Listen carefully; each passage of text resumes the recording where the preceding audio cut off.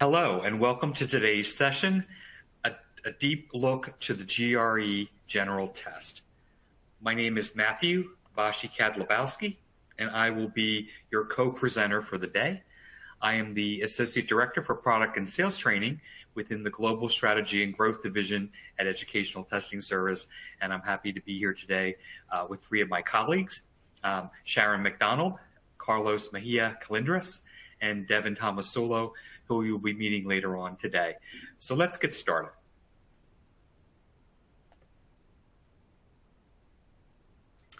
So the agenda for today's session is very extensive, and we're going to start with an overview of the GRE General Test. We're then going to transition on to what to expect on test day. We're going to look at general tips and strategies for overall success. We'll be reviewing getting and sending your GRE scores. Sharon will be discussing with you preparing for the verbal reasoning measure. Carlos will be working with you today on the quantitative reasoning measure. And lastly, Devon will be discussing the analytical writing measure with you today. And lastly, we will end up with the GRE resources to help you prepare and stand out among other graduate applicants. So let's start with an overview of the GRE General Test.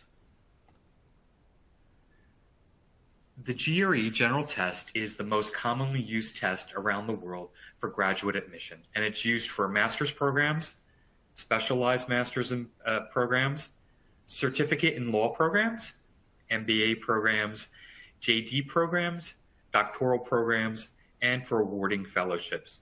The great thing about the GRE General Test is your test scores are valid for 5 years from the date of administration.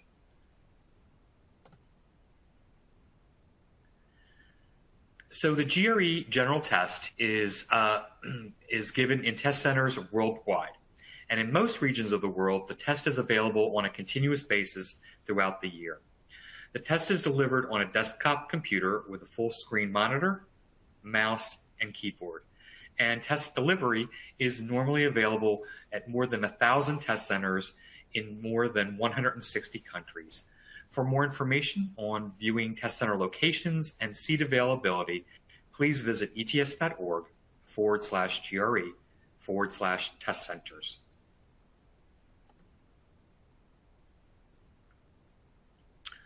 So you may not be aware, but the GRE General Test is not only available in a physical test center, but it's also available in the comfort and safety of your home. So the GRE General Test at home is available everywhere in the world where the test is normally available based on your country of your account address. The nice thing about the GRE General Test at home is it's identical in content, identical in format, and the overall on-screen experience to the usual testing experience so that you do not need to change how you prepare for the test. It's also the same test fee, the same payment options, and that also includes vouchers. The scores are reported on the same score scales, score report, and you also have the same score reporting options available to you. We also provide accessibility with extended time, extra breaks, screen magnification, selectable colors, and other accommodations are available. And for that, please visit the Office of ETS Disability Services and Health-Related Needs. With the GRE General Test at home, you will be monitored and recorded online through the use of live human proctors in conjunction with artificial intelligence technology through ProctorU.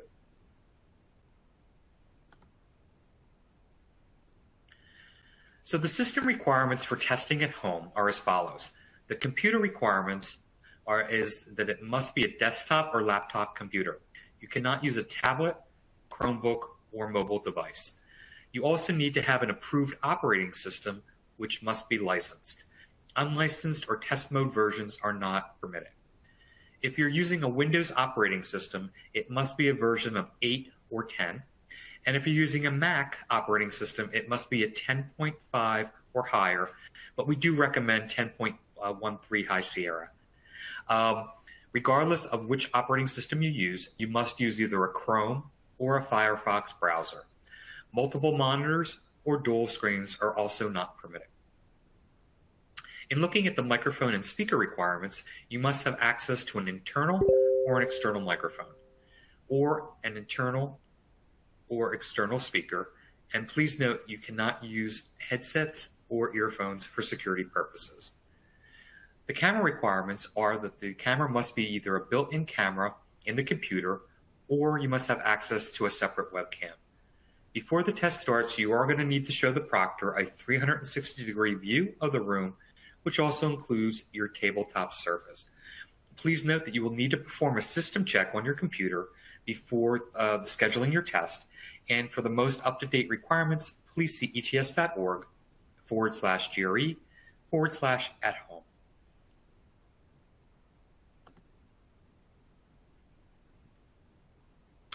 So let's take a closer look at the quantitative reasoning section. The quantitative reasoning assesses your ability to interpret and analyze quantitative information and solve problems using mathematical models. You're going to encounter a variety of question types, and that includes quantitative comparison, multiple choice, where you'll be selecting one answer choice, multiple choice, where you'll be selecting one or more answer choices, and then a test question type called numeric entry.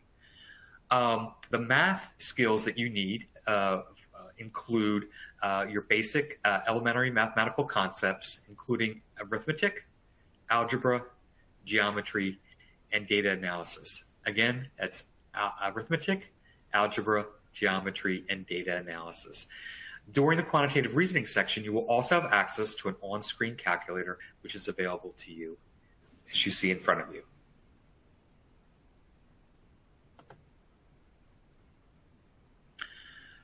So the GRE general test essentially is 3 tests under one umbrella, or let's say one comprehensive test.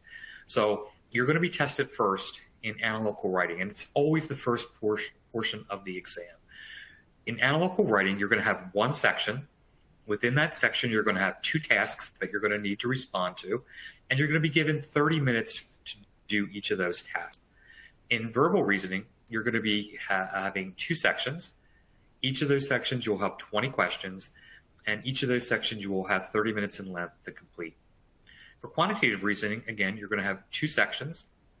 Each of those sections, you're going to have 20 questions per section, and again, a total of 35 minutes per section. Regardless if you get, the test also includes either an unscored or a research section.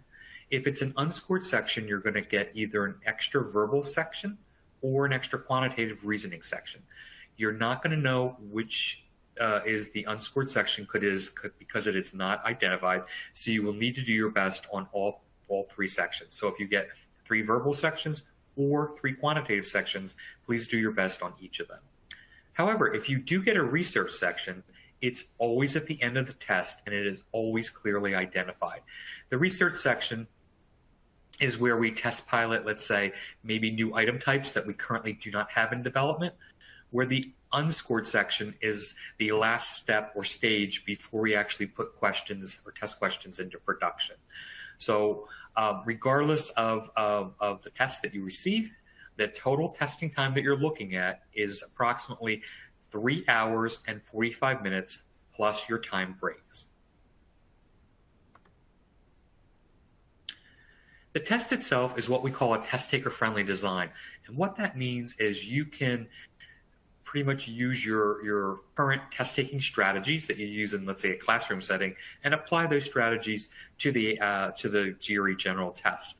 So the test itself lets you skip questions, move freely with questions, mark questions for review. You can change answers while that section is still open, and of course during the quantitative section you do have access to the on-screen calculator.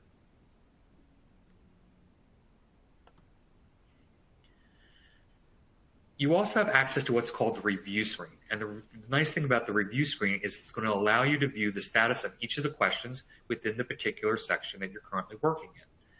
The list is going to contain each question number within the section, whether you've answered the question, or whether you've marked that question for review. So if you look at the screen in front of you, you will see that question 2, question 8, question 11, and question 19 were marked for review. So I'm going to assume that the test taker was not 100% certain of their answer and wanted to come back again to those questions if time permits. Please note, if you look at questions 12, 14, 12, 14 are incomplete, that means that the test taker did not complete the question in its entirety. Please remember that we do not award partial credit, so we need to go back to those particular questions and answer them in their entirety. And of course, the last question in the section was never encountered. So again, part of doing well on the test is just not about content knowledge. It's also about time management, speed, and accuracy. So please make a note of the time and try to answer all questions to the best of your ability.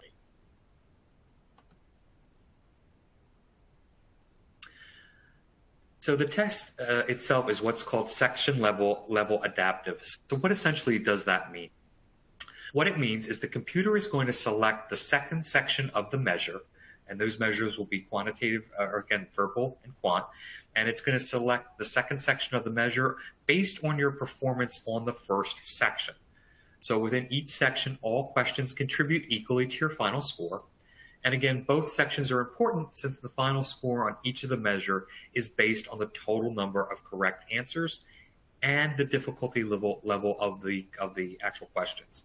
So again, its points are not deducted for wrong answers, so it's always better to guess than to leave a question blank. So let's look at a diagram that'll helpfully explain how section level adaptation works. If you look at section 1, each test taker is going to start with moderately challenging content. Based on how well they do on the first section, again, is going to determine the difficulty level of the second section. As you see, those that perform less well on the section 1 are going to receive less challenging content. Those that perform moderately well are going to receive moderately challenging content. And of course, those that perform well are going to receive the most challenging content of the exam. But regardless of what content you receive on section 2, as you can see from the arrows, you can still do well on the test and achieve a high score. And as you can see from the graph, it really will illustrate the score difference in terms of the score scale.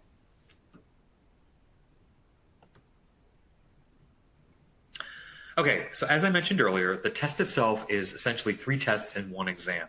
So you're going to receive 3 separate scores on your score report. They are going to be on the following score scales. So analytical writing is scored on a score scale of 0 through 6 in half-point increments. Verbal reasoning is scored on a score scale of a 130 through a 170 in 1-point increments, and quantitative reasoning is also scored on a 130 through a 170 in 1-point increments. And scores are valid for 5 years. So if, let's say, you're taking a gap year, or if you're not 100% certain when you're going to start graduate school, taking it now and having your scores available for the next 5 years are going to at least help you with one part of the application process taken care of at this point in time. So we highly encourage you to take the test while you're still in an academic mindset. So before we move on to what expect on test day for the at-home test, I do want to mention, if you have any questions, please enter them in the Q&A box, and we'll be more than happy to address them throughout this session. Okay, so let's move on to what to expect on test day for the at-home test. So for the at-home testing, what you need to bring. First, you must have an acceptable and valid ID, which contains your name, your signature, and your photograph. Please note that ID requirements are strictly enforced, and I encourage you to check them out in the ETS, your ETS account, or in the GRE information bulletin for test takers. You're also going to need a mirror or have access to a mobile phone to show the proctor your screen during the check-in process. With respect to note-taking is permissible. However, it must be on either a whiteboard using an erasable marker, or simply get a blank piece of paper, slip it inside a transparent sheet protector, and again, use an erasable marker. Regardless of the method of taking notes, please note that all notes must be erased in view of the proctor, and that's for security purposes. So before the start of the test, you're going to need to run a final ProctorU systems check, and you're going to need to fix any issues before you attempt to check in for your test. All issues must be resolved before your appointment time. You're also going to need to close all browsers and applications that you're currently not needing for the test to help, again, prevent bandwidth issues while you test. Make sure any other devices in your home that use internet are also not running. And when it's time to start your test, you're going to log in using the start your test link, which was contained in the confirmation email you received, or the at-home check-in link that will also all be contained in your ETS account. Please note, if you're more than 12 minutes late, your test will be canceled and you will not be provided with a refund. So again, before the start of the test, the proctor is going to ask you to show your ID. You're also going to show your computer screen using a small mirror or your mobile phone. You're going to show a 360-degree view of your room, again, using your computer camera. And please note, your entire session will be recorded by ProctorU and monitored by a human proctor in conjunction with artificial intelligence technology. And of course, your photo will be taken. So make sure you can always be seen on camera by the proctor. This is really important. And also avoid doing anything that may look suspicious, which includes talking out loud or looking away from the screen. There is an optional 10-minute break after the third section, and there are 1-minute breaks between all the other remaining sections of the test. Please note that these break times cannot be extended.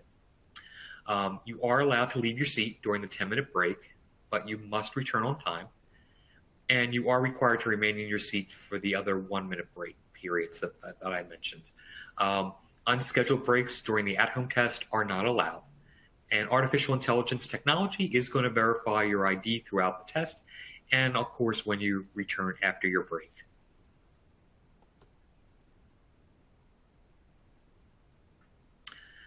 So if you need to contact the proctor for any reason throughout the test, you can speak to get their attention, but please note that there may be a 30 to 60 second delay before they reply. And if the proctor is attempting to chat with you, you're going to see a blue owl on your screen, and that blue owl is going to bounce up and down so you know that the proctor is trying to chat with you. Before the end of this session, again, as I mentioned, you will be asked to erase any notes in view of the proctor. And if you are experiencing any technical issues throughout the test and you're not able to talk to the proctor directly, please call 1-855-772-8678, which will connect you to ProctorU. And that number is included in your confirmation email, again, which is and also in your My ETS account. So let's look at what to expect on test day within a physical test center.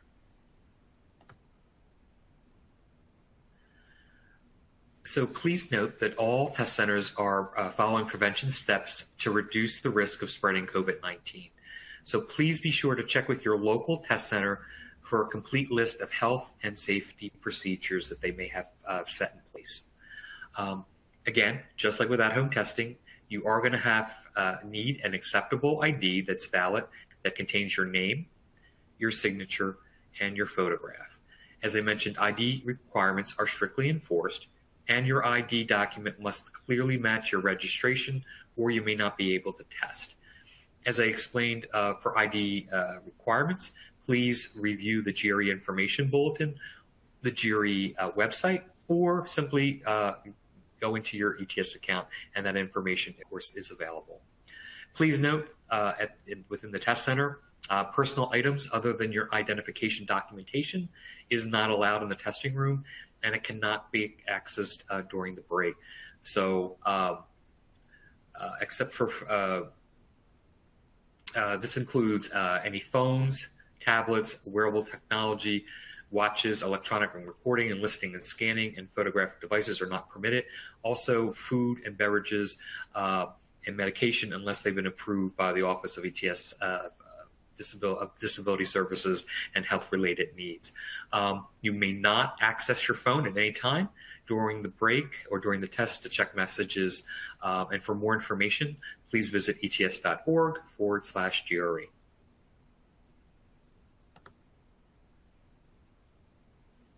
So before the start of the test, and again, we are currently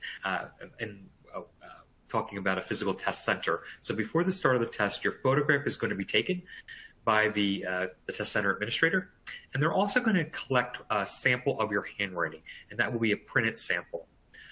You also may be asked to empty your pockets. You may need to raise your pant legs, pull up your sleeves for visual inspection.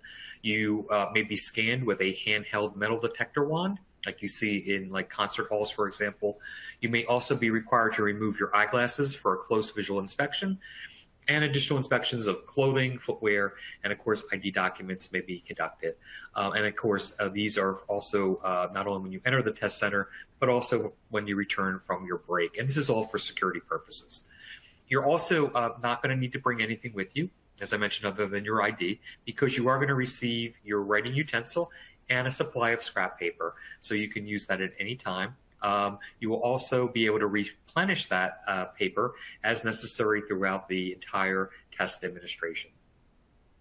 Please note you will not be able to take that paper from the test center. The test center administrators, again, will collect that. And the testing room will also have proctors and electronic surveillance.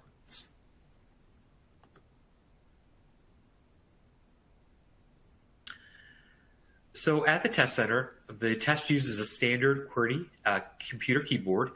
And if at any time during the test that you have a problem with your computer or for any reason need the administrator, just please raise your hand. The testing premises are subject to video recording. And just like with the at-home version, there is an optional 10-minute break after the third section. And of course, the 1-minute breaks between the remaining sections of the test. As I mentioned, these breaks cannot be exceeded, and you are required to remain in the test center building or in the immediate area. You are not permitted to go outside the test center building unless it is to use the restroom during the test administration, and that includes breaks. If you need to leave your seat at any time other than the break, please raise your hand, but please note that the timing of the section will not stop.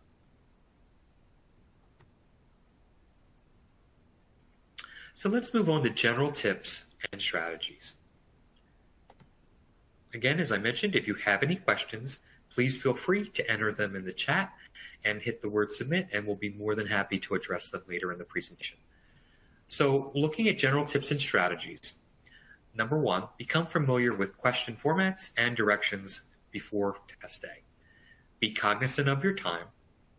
Make sure you understand what each question is asking by reading each question thoroughly and reading all answer choices before answering.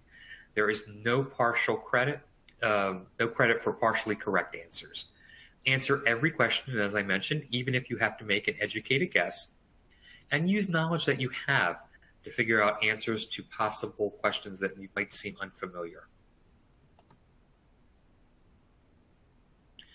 Do not waste time on any question that you find extremely difficult, since no question within the section carries any greater weight than any other.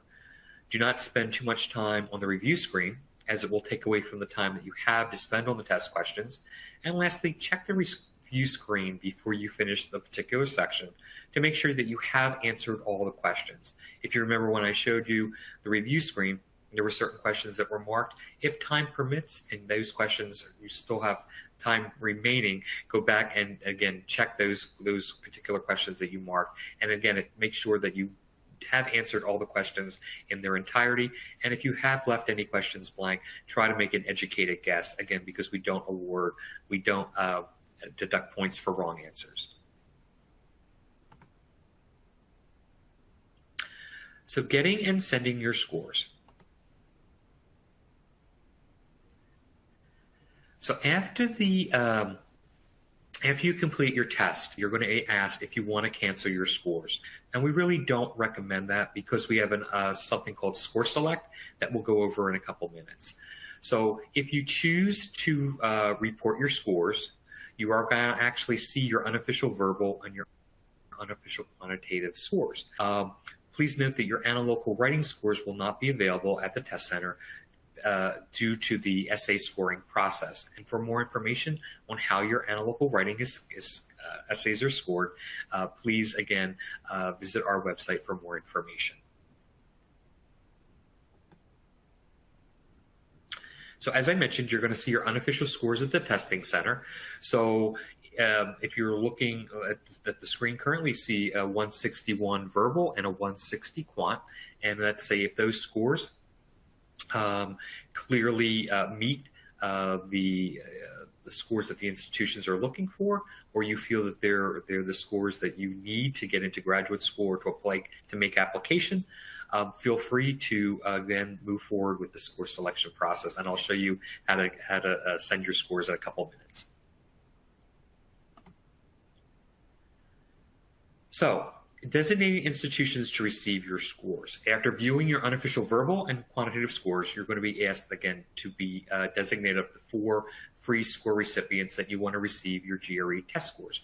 Remember, when you register for the test, the nice feature about the GRE general test is that you are given 4 free score reports. However, you must decide to use them before you leave the test center or before you shut down for the at-home version, or you will forfeit those reports. You can always send score reports at a later time, but that will, of course, be at a fee. So, as I mentioned, we do have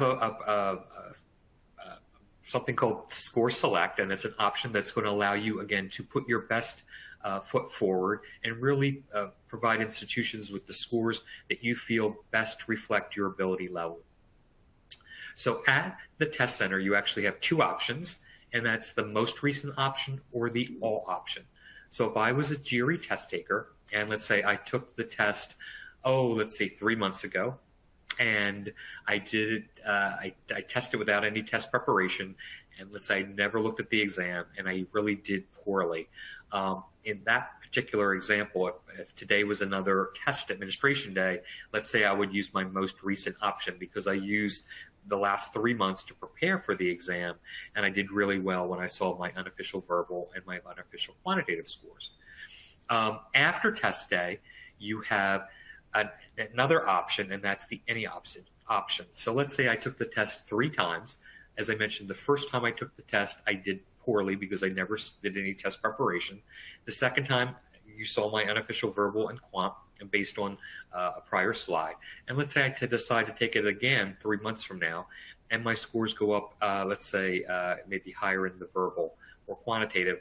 Then I might choose the any option, and I'm going to send administrations 2 and administrations 3, if that makes sense. So again, at the test center or at the at-home test, you have 2 options, which is the most recent, which is your current day you're taking the exam, or your all, which would be all score reports from all administrations. After test day, again, you have the most recent, which is your current option. You have the all, which would be all your administrations.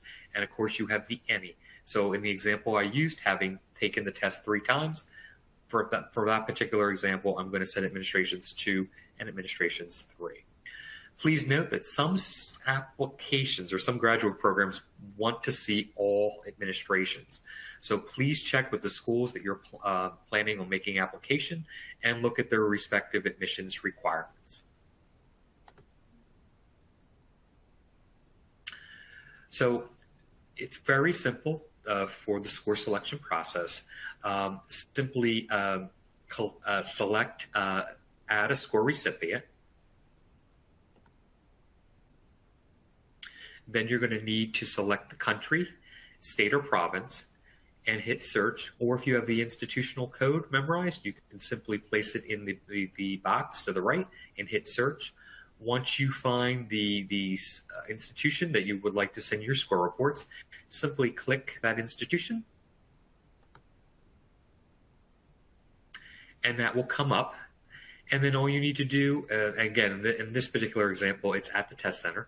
So you can see that you have two options. You can send the most recent option, which would be the current administration, or you can send all options. And again, with the example I used, you would probably just use the most recent admin because that was the one that you actually did your test preparation for.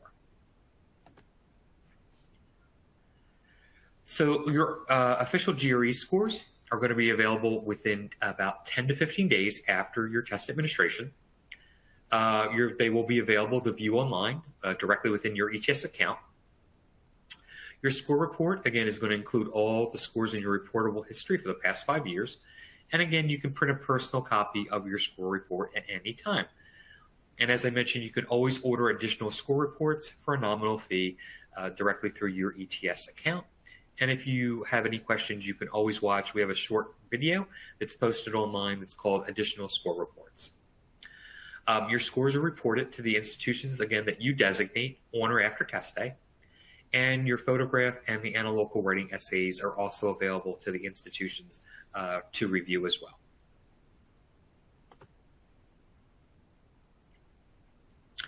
So the nice thing about the GRE general test, whether you take it in a test center or at home, is that you can always retest. And you always have that option. And that option is available to you once every 21 days, up to 5 times within any continuous rolling 12-month period.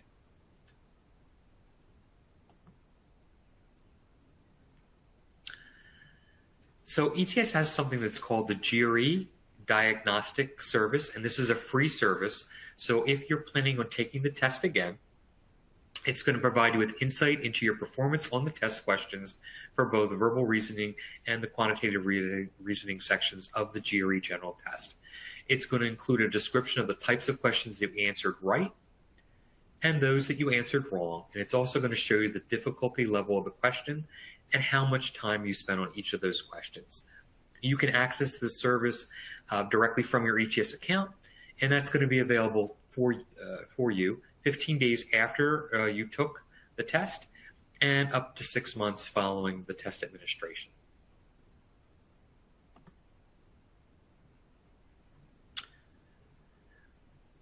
So at this point, I'm going to depart, and I will see you later when we go into the resources.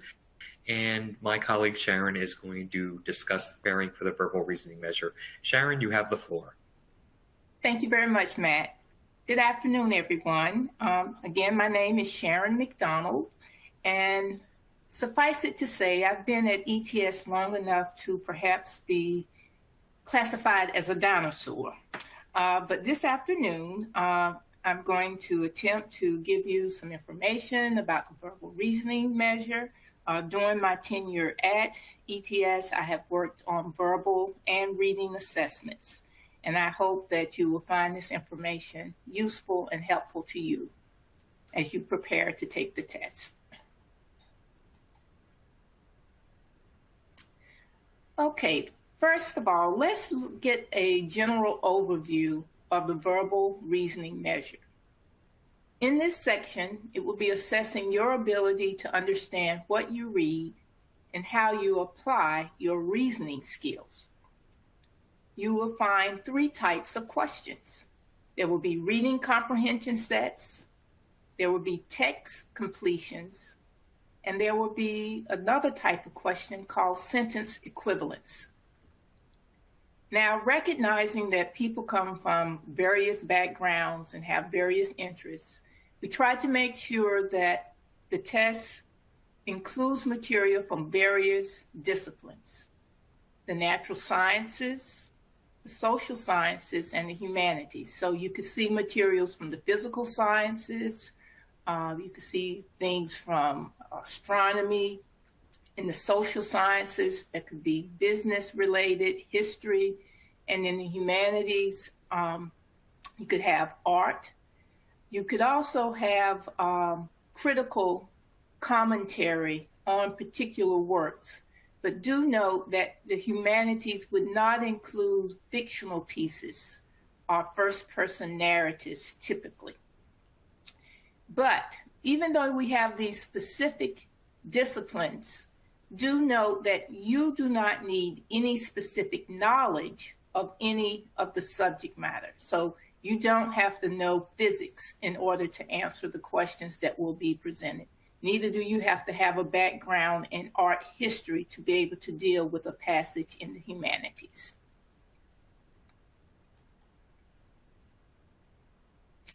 Now, when we look at the reading comprehension sets, we want to keep in mind the following.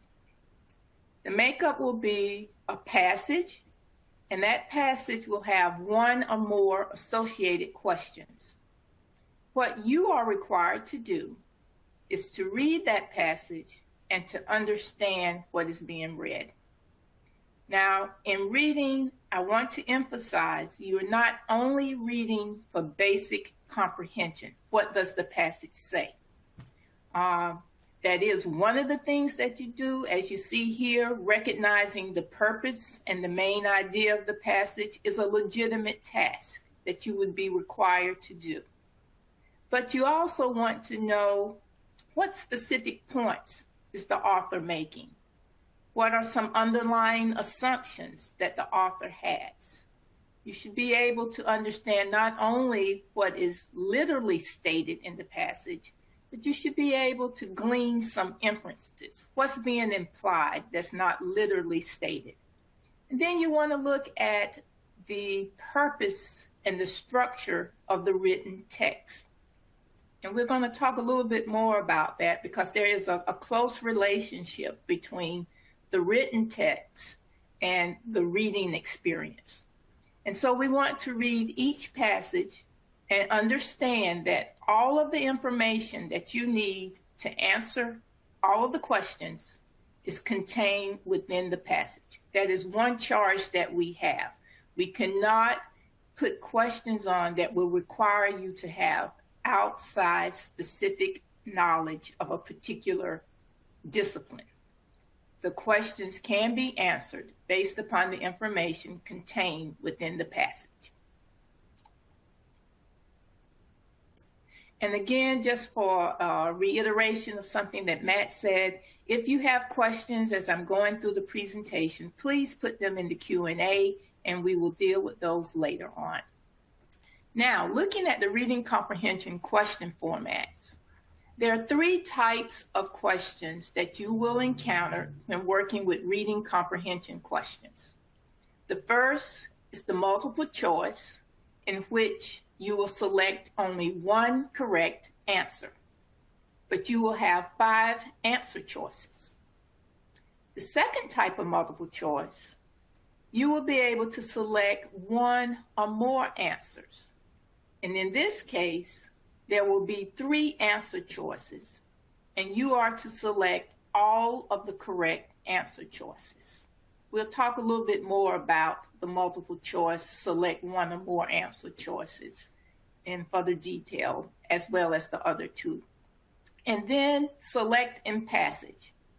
Here, you're going to choose the sentence in the passage that fits a given description.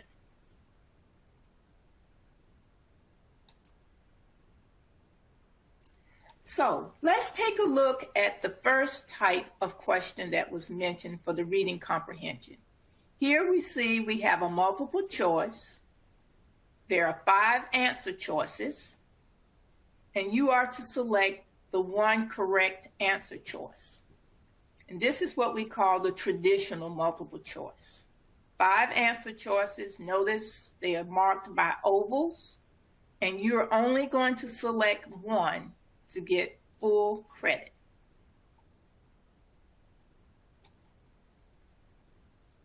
Now here we see that the correct answer to this particular question is option number 5, or the last option here that's indicated with the black mark. Now, what we want to do is look at, first, I find very helpful, to make sure we're clear on what is the question asking us.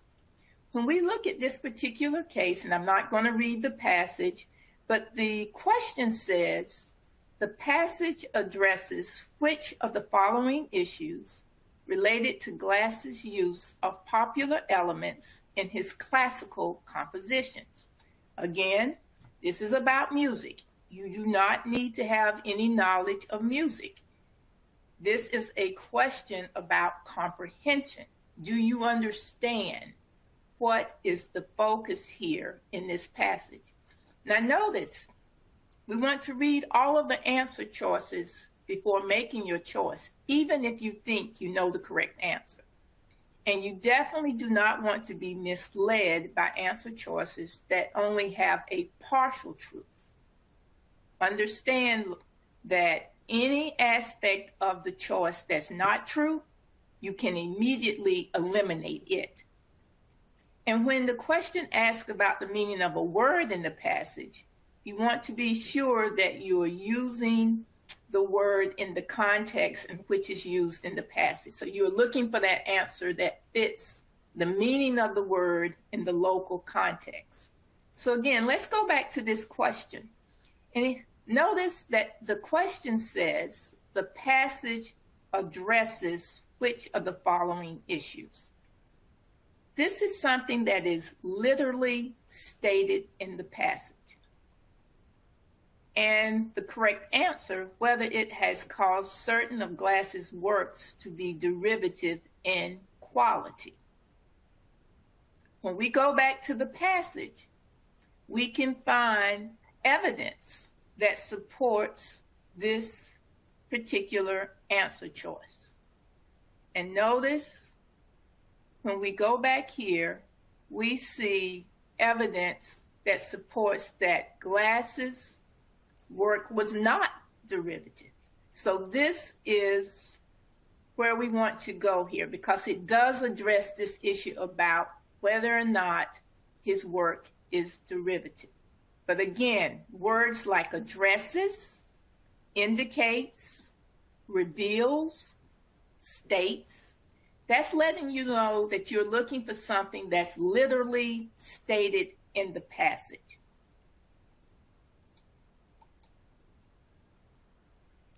Now, here's an example of a reading comprehension multiple choice where you're going to select one or more correct answers. Here, unlike the previous multiple choice question, we see that there are only 3 answer choices. And notice, instead of the oval, now we have these squares. Please note, the direction here in gray says consider each of the choices separately and select all. And I want to emphasize all that apply. And the reason I'm emphasizing all is that questions such as this can have 1, 2, or 3 correct answer choices. But for you to gain full credit, you have to select all of the correct choices. So if the answer choice for this particular one had 2 correct choices and you only selected 1, you would not receive credit for answering this question correctly. And no, there is no partial credit. So let's take a look and see what are the correct answers to this question.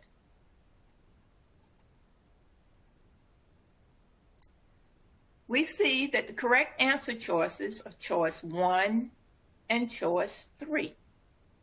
Now let's go back and see what evidence we can find in the passage. Remember, all answers are based upon what's in the passage to support choice 1 and choice 3. Here, the question says the passage suggests that Glass's work displays which of the following qualities. Notice the word suggests. This time we're not talking about something that's literally stated in the passage. Instead, you're having to make an inference. There's something being implied. There's something that might be inferred, but it's not literally stated. So you want to evaluate each of the answer choices independently. So we do that by looking at the statement and then going back to the passage to see if we see evidence that supports the statement. So we see here For option 1, a return to the use of popular music in classical compositions. Well, if we go back to the passage, we'll see in that opening sentence that there's support for this claim. So we know 1 must be right, because here it says had an approach that had been in hibernation. And this had been the practice of using elements of popular music in classical composition. So this wasn't something new. It had been in hibernation. Glass revitalizes it. He brings it back. Now, when we look at option number 2, an attempt to evaluate rock music in an artistic status more closely approaching that of classical music. Now, the passage talks about rock music and classical music, but nowhere, when we go back to this passage, do we see a claim being made that rock music is being elevated to a status closely approaching classical music. So by process of elimination, no support in the passage, we can eliminate choice 2. And then with choice 3, a long-standing tendency to incorporate elements from 2 apparently disparate musical styles. Again, that's supported by the opening statement as well as by the end. We recognize that popular elements and classical music have been combined before. Want to note here, do not be misled by any answer choices that are only partially true or that only partially answer the question. Remember, if any aspect of the question is not true, definitely eliminate it. But don't be fooled if there's a statement that seems like it's true, but it cannot be supported by the passage. And lastly, I want to encourage you that do not feel like all of the answers can't be correct, because there are occasions where option 1, 2, and 3 will all need to be selected in order to fulfill the requirement for a correct answer response.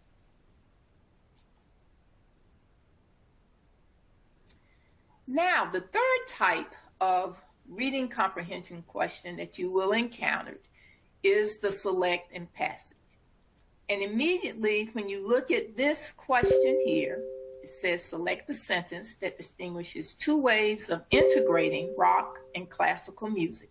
So we know this passage is clearly about the integration of rock and classical music. But what do we notice that's different about this question from the others? There are no answer choices.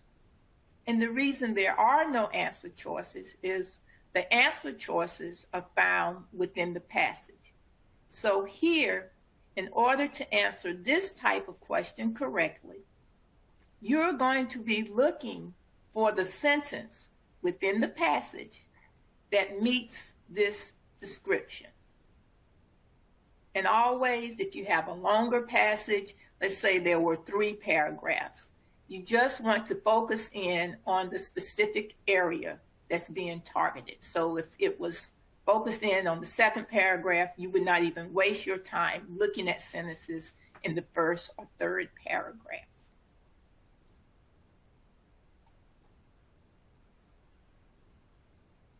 So when we look here, we see that the correct response is this last sentence. And why does it fulfill the correct answer choice? Because this is the one sentence in the passage, notice there are 5 sentences, that best fits this description.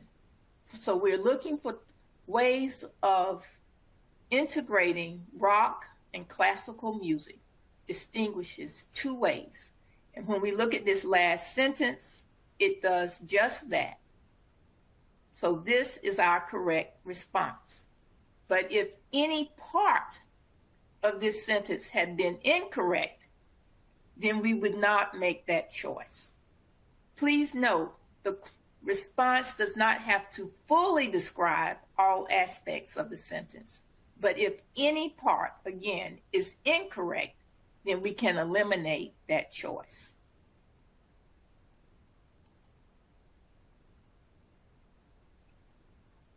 Now, strategies for reading comprehension sets, the reading passage. First and foremost, I find, and your approach might be different, but it's best for me when I work with passages to read the passage and to get a sense of its overall meaning and purpose. That way, I go in looking at the questions with a frame of reference. For some people, it's easier for them to read the questions first and then go back and look at the passage. So I would encourage you to do whatever works best for you as far as your typical approach with engaging with a text. You want to make notes. As Matt mentioned earlier, you have the ability to make notes on scrap paper, on a whiteboard, but of course, again, all notes once they are made before leaving those have to be erased. Look for keywords and phrases and try to clarify what is being expressed. Note which claims the author makes and be able to distinguish those from merely claims that are being described. And here, this is where you're making the distinction about what does the author think about this particular topic? What are his or her particular assumptions versus just an objective commentary about the information? And similarly, you want to know whether the author is hypothesizing something or if he or she is maintaining it with some certainty.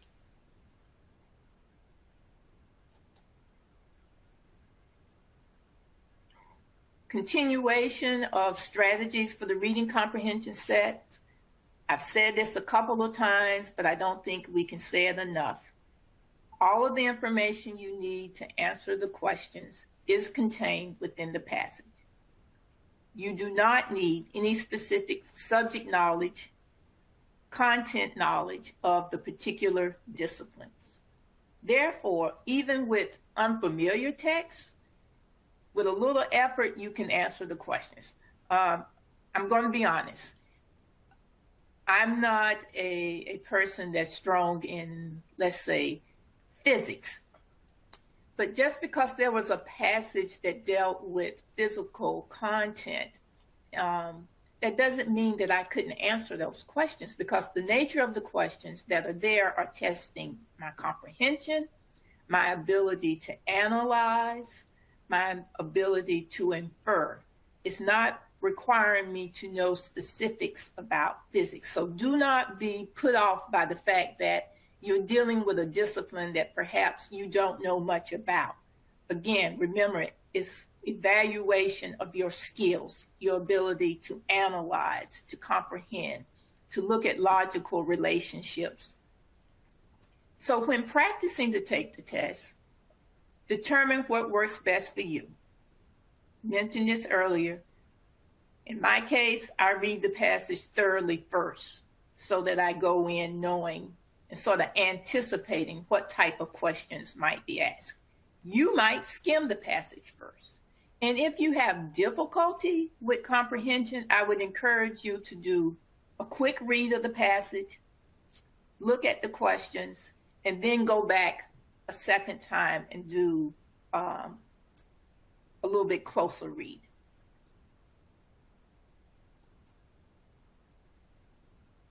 Now, we're going to move forward from the reading comprehension questions, and we're going to look at another type of question we mentioned earlier, the text completion questions, Here, we're looking for independent choices that when they are plugged into the sentence will make a logical and coherent claim. So you have a couple of things going on with questions like this. They're going to consist of one or more sentences where you can have 1 to 2 to 3 blanks. In this particular case, this is a 3 blank, but you might see some with only 1 blank You might see some with 2 blanks. And you have 3 choices for each of the blanks. Each choice should be evaluated independently.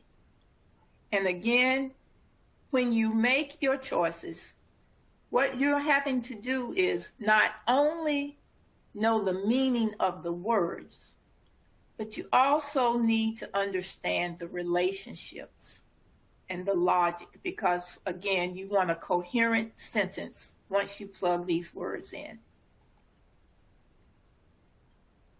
So here in this passage, we see that the correct answer are overshadowed, obscured, and superficiality of our theories. Now, how might we approach this question? Again, we encourage you to read to get an overall sense. So read the passage first. Then go back and look for particular words that might be significant. And then try to fill in the blanks with your own words and find answer choices that match. Because it might be a case that you don't necessarily know the word that's here. But by using the context, you might be able to figure out what's being said. And so then you will want to look for synonyms or words that are similar in meaning to what you think the correct answer is. In this particular case, even though they are ordered 1, 2, and 3, my approach when working with this one was to answer blank number 3 first. And why did I do that? When I look at this last sentence, it says, he emphasizes the enormous gaps in our knowledge, the sparingness of our observations. So when I read this, I see there are things here that are lacking.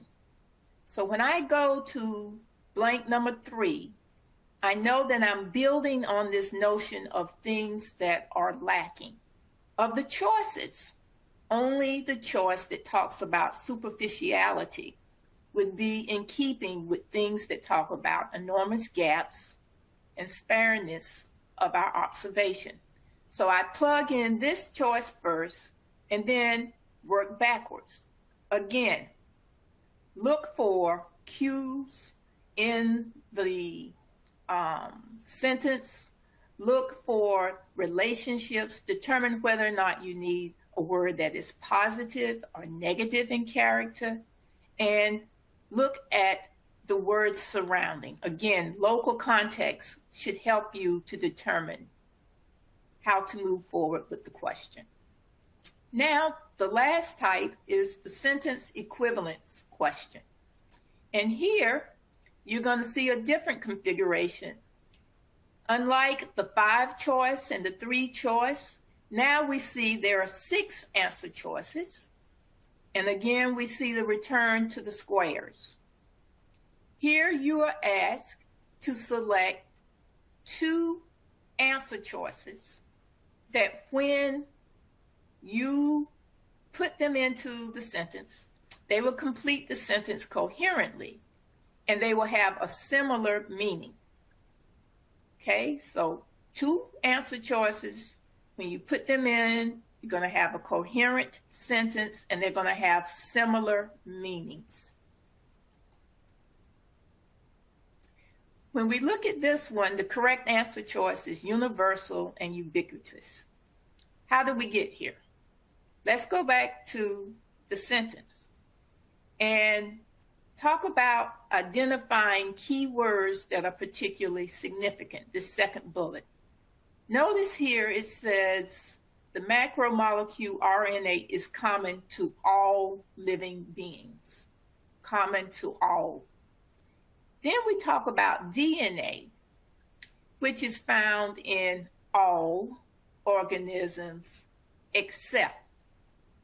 So with the exception of bacteria, we are being told that DNA and RNA have this commonality to all living things. When we go down and look at the choices, what 2 words mean common to all? Universal, ubiquitous. So we plug those in and we have a coherent sentence with similar meanings.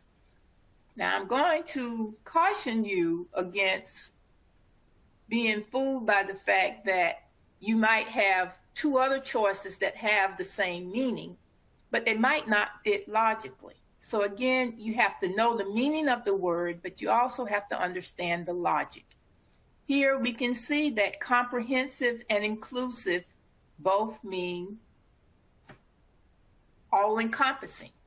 But when we plug those back into the sentence, it doesn't work logically. Likewise, something that's fundamental is significant. But again, it does not make for the logical coherence that we're looking for here. So not only do you need to know the meaning of the words, but you need to understand the logic and the reasoning so that you get a coherent sentence. You want to consider should the words have positive or negative characters, we mentioned that earlier, and should they be similar to or contrasted with a nearby word in the passage. Finally, I want to encourage you to look for material that presents arguments. So when you're doing your preparation, I would encourage you to read extensively. Reading is not something that we just suddenly start doing. This is something that we've been doing and you build on it. But what I would encourage you to do, if you are a reader, as I am, I love fiction. But I recognize that on a test like GRE, where we're talking about arguments, the likelihood that I'm going to find argumentative writing in fiction is nil to none. So I'm going to need to broaden my horizons and, pick up that academic journal or periodical and read some things where there's an argument being presented and there's evidence and someone is taking a particular point of view. So some areas to prepare and to read, to broaden your reading horizons, if you need to do that, are to look at specialized academic journals. You might look at feature articles in newspapers and periodicals, such as the New York Times, The Economist. I won't read this so you can read.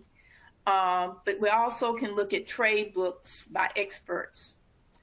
What you should not spend time doing is looking at textbooks and popular periodicals, because they are not going to be complex enough to support an argument that would be indicative of the type of material that is typically on the GRE verbal section.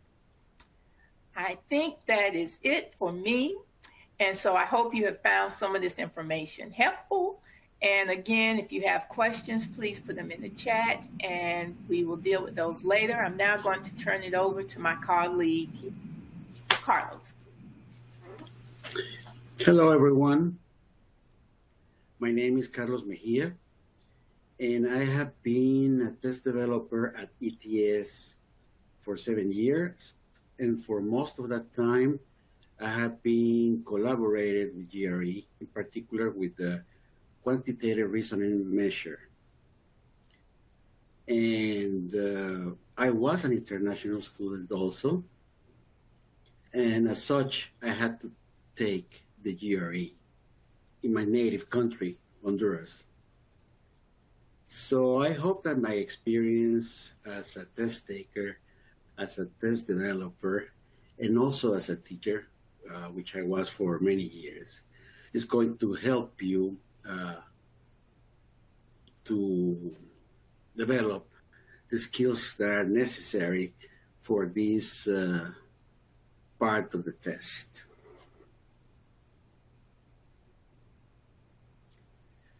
The quantitative reasoning measure assesses your ability to interpret and analyze quantitative information and solve problems using mathematical models. This part of the test consists of 4 topics: arithmetic, algebra, geometry, and data analysis. Now we're going to describe each of those topics in detail. The arithmetic part consists of elementary operations, the number line, estimation, percent, ratio, and rates, absolute value, and property of integers such as divisibility, odd and even integers, and prime numbers. For algebra, we have algebraic expressions and manipulations, functions under graphs, coordinate geometry, solving equations and inequalities, and modeling and solving word problems with algebra.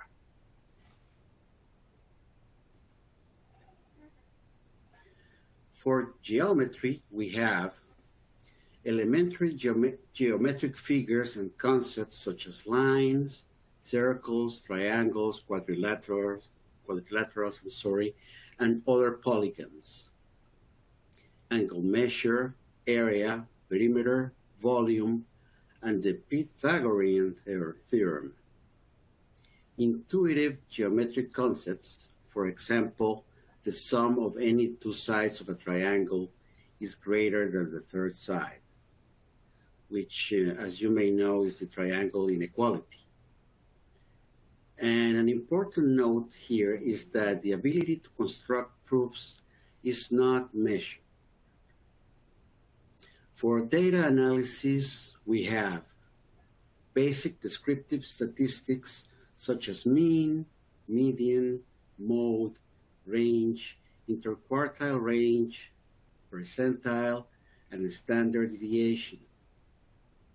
Frequency distributions, interpretation of data presentations, including bar graphs, line graphs, circle graphs, box plots, and scatter plots.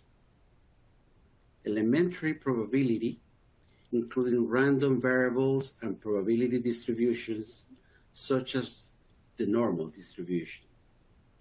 In counting methods, this includes permutations and combinations.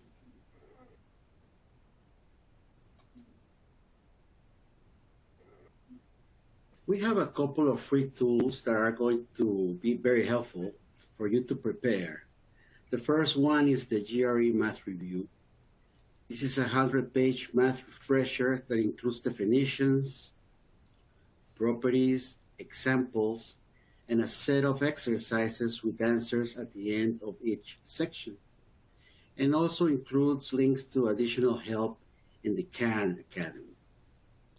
And we also have the GRE Math Conventions, which has mathematical notations, symbols, terminology, and guidelines that are going to help you for the test, to prepare for the test. You can find those two resources by following the link below. I strongly recommend you that you go over the GRE Math Conventions in detail so you can make sure that the symbols and terminology that you have been using are the same ones that we use in our test.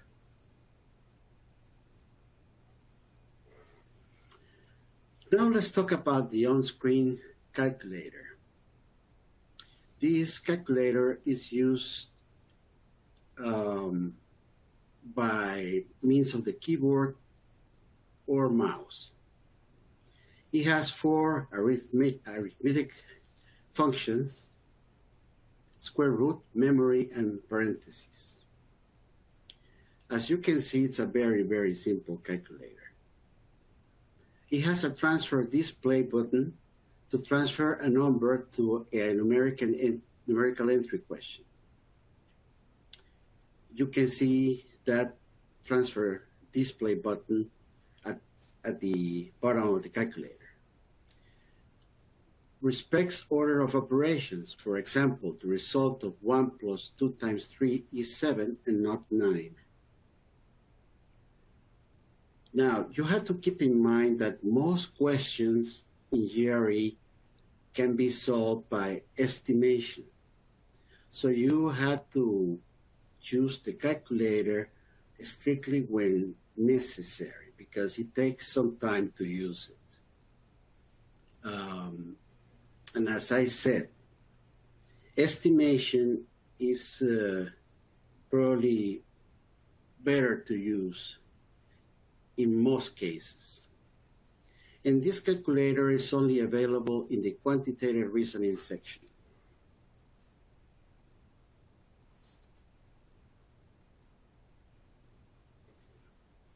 Now let's go over the quantitative reasoning question types.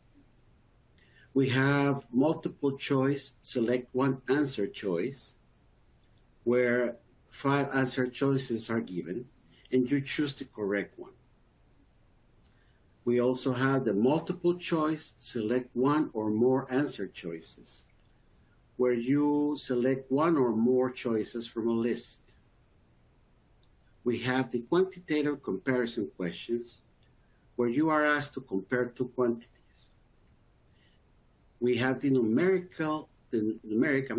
entry questions, where you enter a numerical answer in an answer box or boxes. And we also have some questions that are in data interpretation sets. These are several questions that are linked to the same graph or the same table.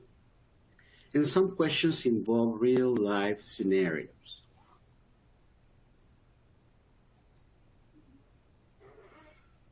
Now, let's go over each of those different types of questions that you're going to encounter in this test.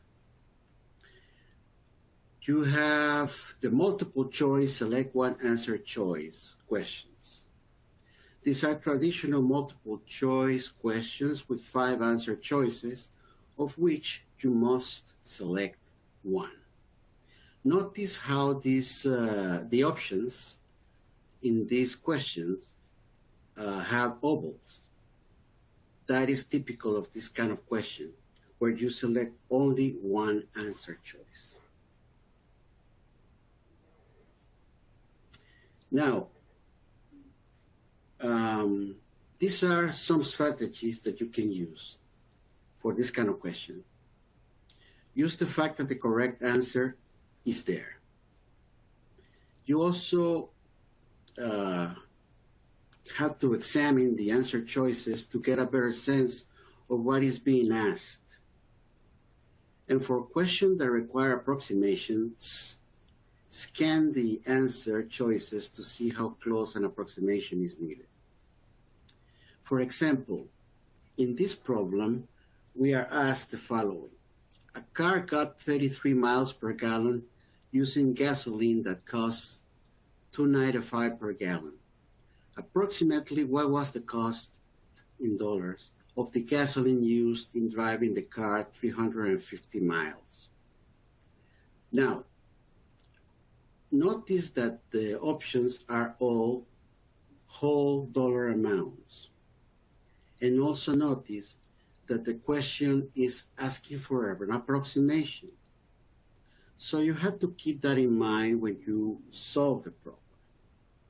To solve this problem, you divide 350 by 33, and then you multiply the result times 295. And you're going to obtain 31.3.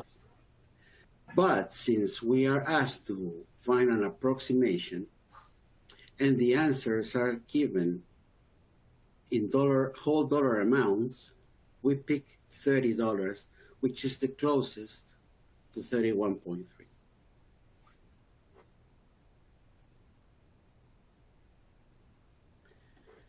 Now let's go over the multiple choice, select or more answer choices question.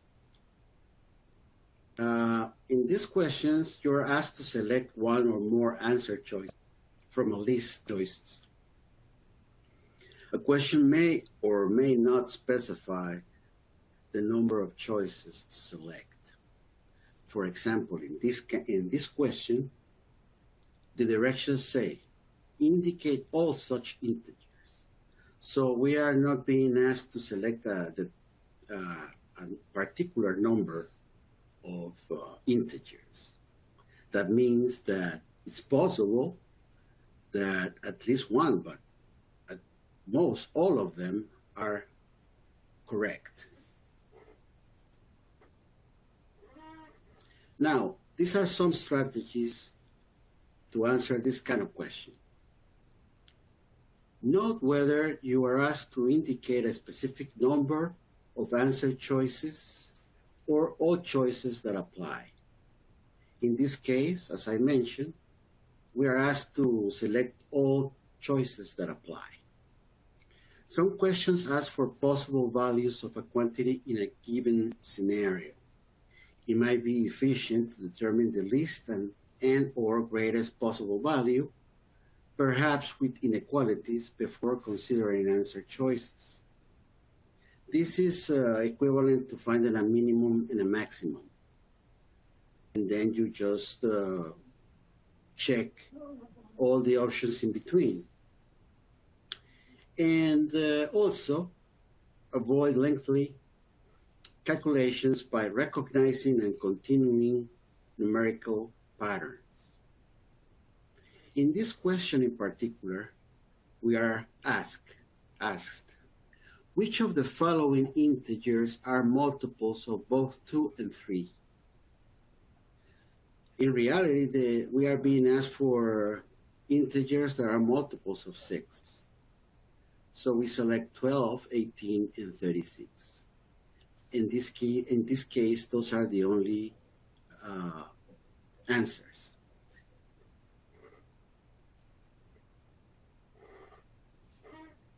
Now let's go over the quantitative comparison questions. I remember that when I was going to take this test many years ago, this kind of question was probably the one that I had never seen before. To me, this question was very, very new. And it's possible that it's the case in your situation. So the important thing is that you become very familiar with the quantitative comparison questions in the sense of knowing which are the options that you're going to encounter. Those options are quantity A is greater, quantity B is greater, the two quantities are equal, and the relationship cannot be determined from the information given. And of course, you're going to be given those quantities, those two quantities that you are supposed to compare. Now, let's go over the strategies to answer this kind of question. Become familiar with the answer choices, which is something that I mentioned already. Avoid unnecessary computations. Remember that geometric figures are not necessarily drawn to scale. Plug in numbers and simplify the comparison. Of course, the strategy of plugging in numbers you had to use when you have algebraic expressions in the quantities. That is not the case in this particular example. Here we are given a triangle, PQR, and we are given a segment, a line segment, SQ. Additionally, we are told that PQ, side PQ, equals side PR regarding the length, of course. Now, we are asked to compare the length of PS and the length of SR. Now, you may realize at this point that the information given is not really enough to answer the question. The fact that PQ and PR have the same length really doesn't help at all in determining the length of segments PS and SR. If you look at the figure, it seems like PS and SR have the same length. But as I mentioned before, geometric figures are not necessarily drawn to scale. So based on the drawing, you cannot come to that conclusion. Based on the information that is given, you cannot establish which quantity, if A or B, is greater. So you select option D. The relationship cannot be determined from the information given.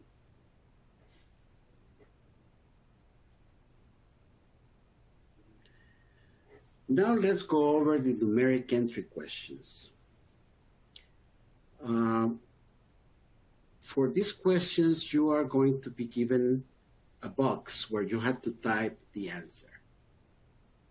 So you have to type your answer as an integer or as a decimal when you have one box. But in some numeric entry questions, you are asked to provide the answer as a fraction. In that case, you're going to be given two boxes, one for the numerator and another one for the denominator. You can use the mouse or the keyboard to enter your answer. When you have a single box, like in this case, you can use the transfer button in the calculator to move the result from the calculator to the box. And this is very important. You have to enter the exact answer unless the question requires some form of rounding.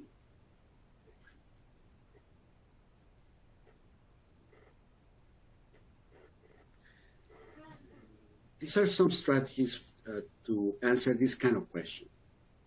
Make sure you answer the question that is asked. If asked to round your answer, make sure that you round to the required degree of accuracy and examine your answer to see if it is reasonable with respect to the information given. Now, in this particular problem, we have a merchant made a profit of $5 on the sale of a sweater that cost the merchant $15. What is the profit expressed as a percent of the merchant's cost? And then we have the following directions. Give your answer to the nearest whole percent. So we use our online on-screen calculator to divide 5 by 15, and we get 0.333. Since we need to type the answer to the nearest whole percent, we type 33. In this case, it's not really advisable that you use the transfer display button because the answer that you have there is different. It's given in a different way than the one that is being asked.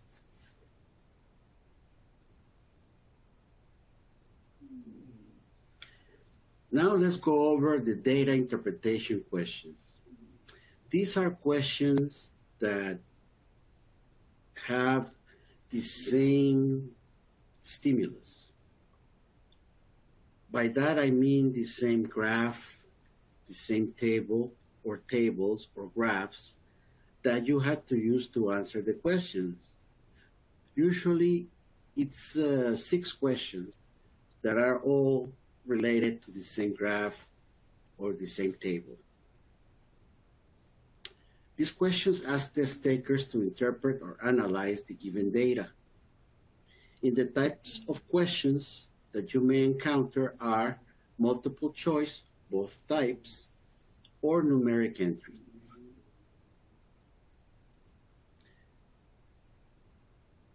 Now, some strategies to answer this kind of question. Scan the data presentation briefly to see what it is about, but do not spend time studying all the information in detail.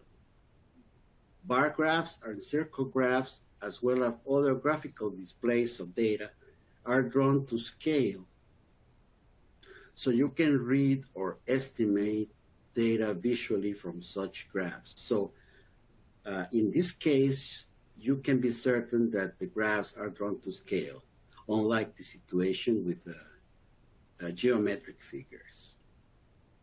The questions are to be answered only on the basis of the data presented, everyday facts, such as the number of days in a year, and your knowledge of mathematics. Now, let's go over this example. You notice that there's a table, and the first thing that you had to do is just browse it. Read the title. It says annual percent change in dollar amount of sales at 5 retail stores from 2006 to 2008. We have percent change, and we have stores. We have the 5 stores listed, and we have the percent change from 2006 to 2007 and from 2007 to 2008. That is enough for now. Now you read the question. If the dollar amount of sales at store P was $800,000 for 2006, what was the dollar amount of sales at the store for 2008? Now, since the question regards store P only, you just locate the information for that store in the table. And that is, of course, the first row. You know that there was a 10% change from 2006 to 2007. That is an increase because it's positive. And then from 2007 to 2008, there was a decrease of 10%. Now, since the dollar amount of sales at store P was $800,000 for 2006, then you find the 10% of 800,000, that is 80,000, and you add that to 800,000, and you get 880,000. That is the dollar amount of sales for 2007. Since from 2007 to 2008, there was a decrease of 10%, you find that 10% of 880,000, and that's 88,000. You subtract that amount from 880,000, and you are going to get the result, which is 792,000. And as you can see, we were able to find that answer just by looking at the first row of the table.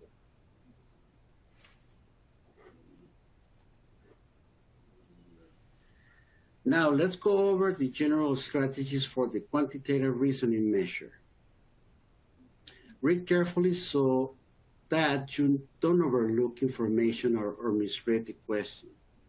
You don't want to answer something that is not being asked. Be careful not to make unwarranted assumptions. For example, not all numbers are integers, nor are all numbers positive. Search for general mathematical relationships among the quantities in a question. Geometric figures might not be drawn to scale, so avoid estimating sizes by sight or by measurement of such figures. If applicable, draw your own diagram or figure, or make a list to help sort out what the question is asking. More strategies.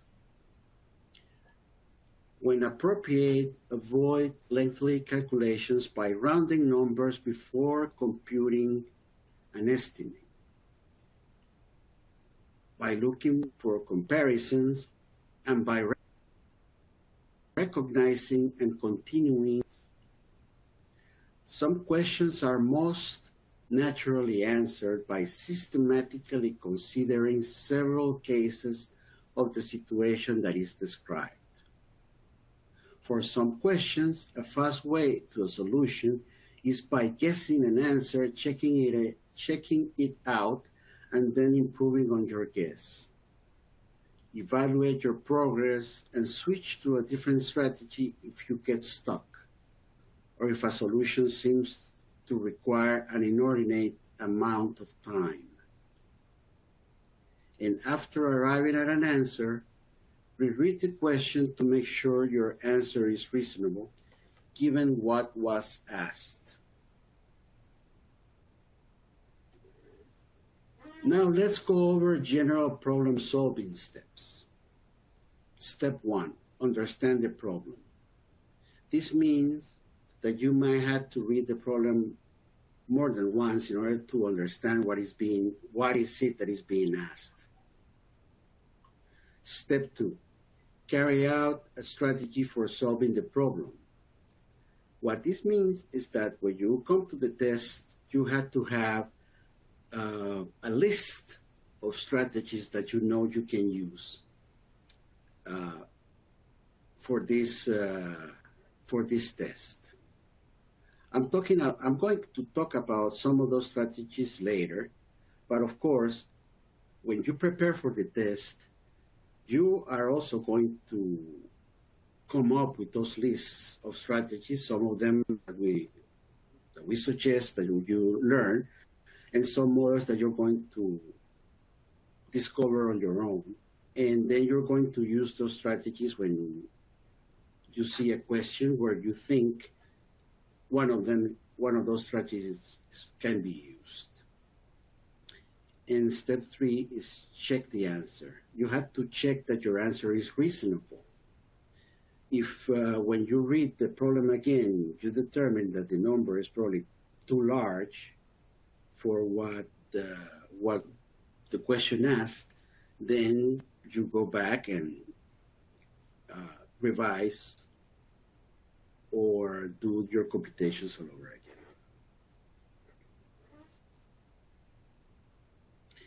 These are specific strategies for the quantitative reasoning measure. Test developers have come up with 14 strategies that you can use in this test, but you have to understand that these are not exhaustive. You may discover other strategies that may work also. So I cannot talk about each of them right now. There's no time for that. But I strongly suggest that you follow that link below, where you're going to find very detailed descriptions of each of these 14 strategies. And additionally, you're going to find examples of items where you can use these strategies, each one of them. So I strongly suggest that you prepare by looking at those 14 strategies. But remember, as I said, they're not exhaustive. Now, I'm going to talk about a few of them. For example, the translation strategy means going from words to an algebraic representation, and from words to a figure or diagram. I think that many of us do not like to draw. But in math, it is really very, very useful. A drawing may clarify things that otherwise might not be noticed. So this strategy of drawing is particularly useful for data questions that involve the normal distribution.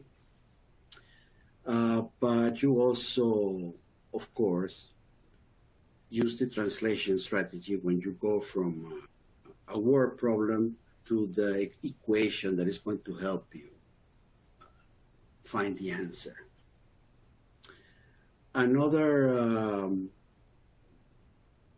strategy that I recommend that you be very familiar with is the find a pattern strategy.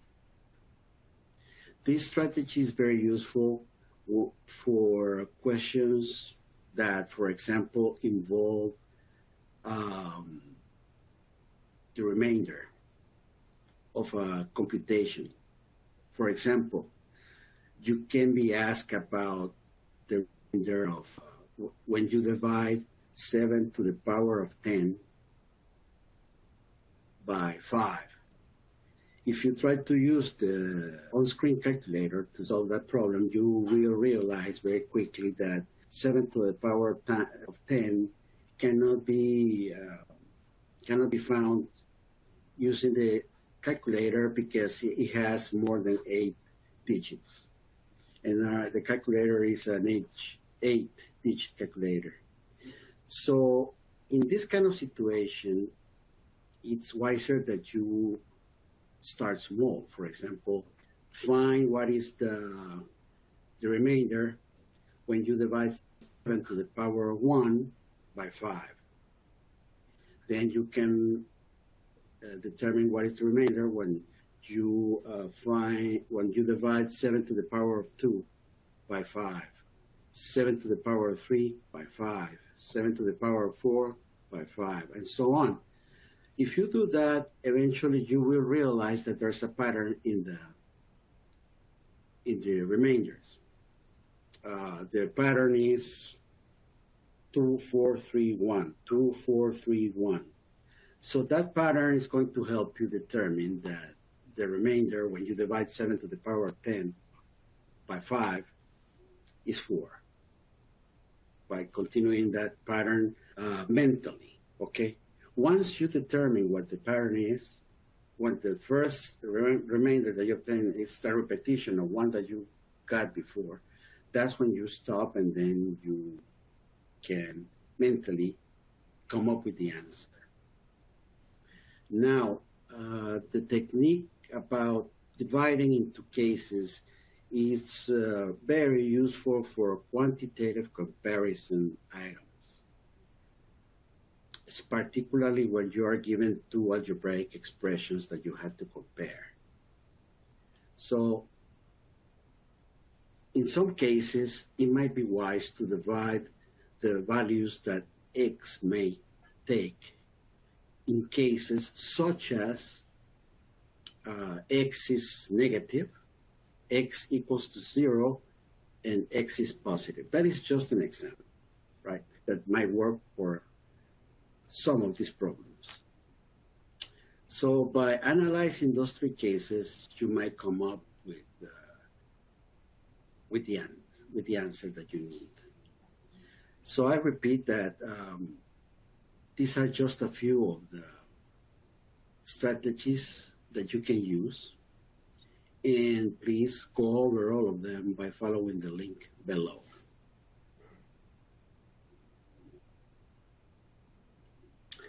So this is all that I had prepared for the quantitative reasoning measure, and now I'm going to proceed to introduce Devon. She's going to talk about the analytical writing measure. Thank you very much, Carlos. Hi there, my name is Devon Tomasulo, and I'll be talking about the analytical writing measure for the GRE. And I've been working on this measure for about 8 years now, and I'm excited to share a bit about it with you and help you prepare for the exam. I will say as I go through, there's a common refrain that I have to point you to our GRE ETS website. This is something that as a test taker years before I joined ETS, I did not take advantage of. And I very much hope that you do not follow in my footsteps and that you take advantage of the free resources that we have available there for you. So I'll begin by taking you through a quick overview of the analytical writing section. There will be 2 timed writing tasks for you, an analyze an issue task and analyze an argument. These essay responses are going to be typed on the computer, and I'll show you a little bit more about the interface that you'll see later. But you'll be using a basic software to type these 2 timed responses. You'll be able to insert text, delete text, cut and paste, but there's no advanced tools like spell checker or grammar checker. You'll also have 30 minutes for each of these timed tasks. So you'll have 30 minutes to write a response to the analyze an issue task, and then 30 minutes to write a response to the analyze an argument task. So first we'll get into how we evaluate these responses. I think the best way to prepare for the analytical writing section is to know what we're expecting of you, and also for what you to expect on the exam. So first here we'll go through how we train our GRE readers to evaluate responses. We train them to look at the overall quality of a response. So your response to the analyze an issue task, for example, will get just 1 score, but in that 1 score, we're looking at all of these things that are listed in the bullets here. So we're looking at how well the response responds to the specific task instructions, and I'll talk more about those task instructions later. How well the response considers the complexities of an issue, how well it organizes and develops and expresses ideas, how well those ideas are supported, and language control in the response. So we're looking at all of these different areas before assigning a single score. And I wanted to talk a little bit here about our scale. Our full rubrics are available online, so you can see exactly the rubrics that we use to train our GRE raters, but then also what those GRE raters are using when they're scoring the responses. And for both analyze an issue and analyze an argument, we have a 6-point scale. So 6 is the highest, and you'll see here, so our upper half scores are a 6, a 5, or 4, and the lower half scores then are a 3, 2, 1.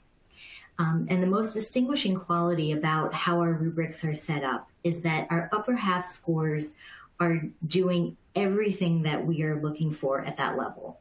So what I mean by that is if something is scored a 4 for a response, then that overall response is performing at the adequate level. But then more specifically, that response is adequate across all the areas that I just mentioned. So it's adequate in terms of analyzing the complexities. It's adequate in terms of how well the reasons are developed. It's adequate in terms of its language control. So overall, we're looking at all of those qualities and assigning it just 1 score across it. Now, the lower half scores are different in that there might just be 1 area that's lacking. So, for example, here at the 3 level, we have the word limited to describe limited performance in the GRE response. So we might have adequate development of the examples at the 4 level, but there might be 1 thing that pulls that response down into the 3 category.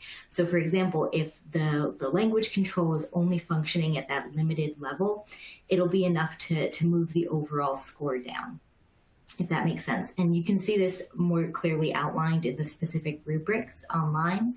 But I wanted you to get a sense that if you're performing in the upper half, you are doing, the response is doing all of the things that we're looking at. And if somebody, if a response gets something in the lower half, there might just be 1 or 2 things that have pulled it down in how we approach our holistic scoring. So you'll be assigned a score between 1 and 6 for your analyze an issue response, and then also between 1 and 6 for your analyze an argument response.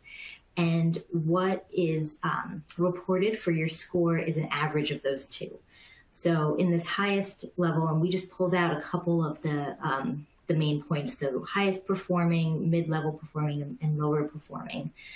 So at the 5.5 or 6 level, you might earn a 5.5 if you earned a 6 on your analyze and an issue task and a 5 on analyze an argument. Then the average would be a 5.5. Obviously, if you got a 6 on both, then your average would be a 6.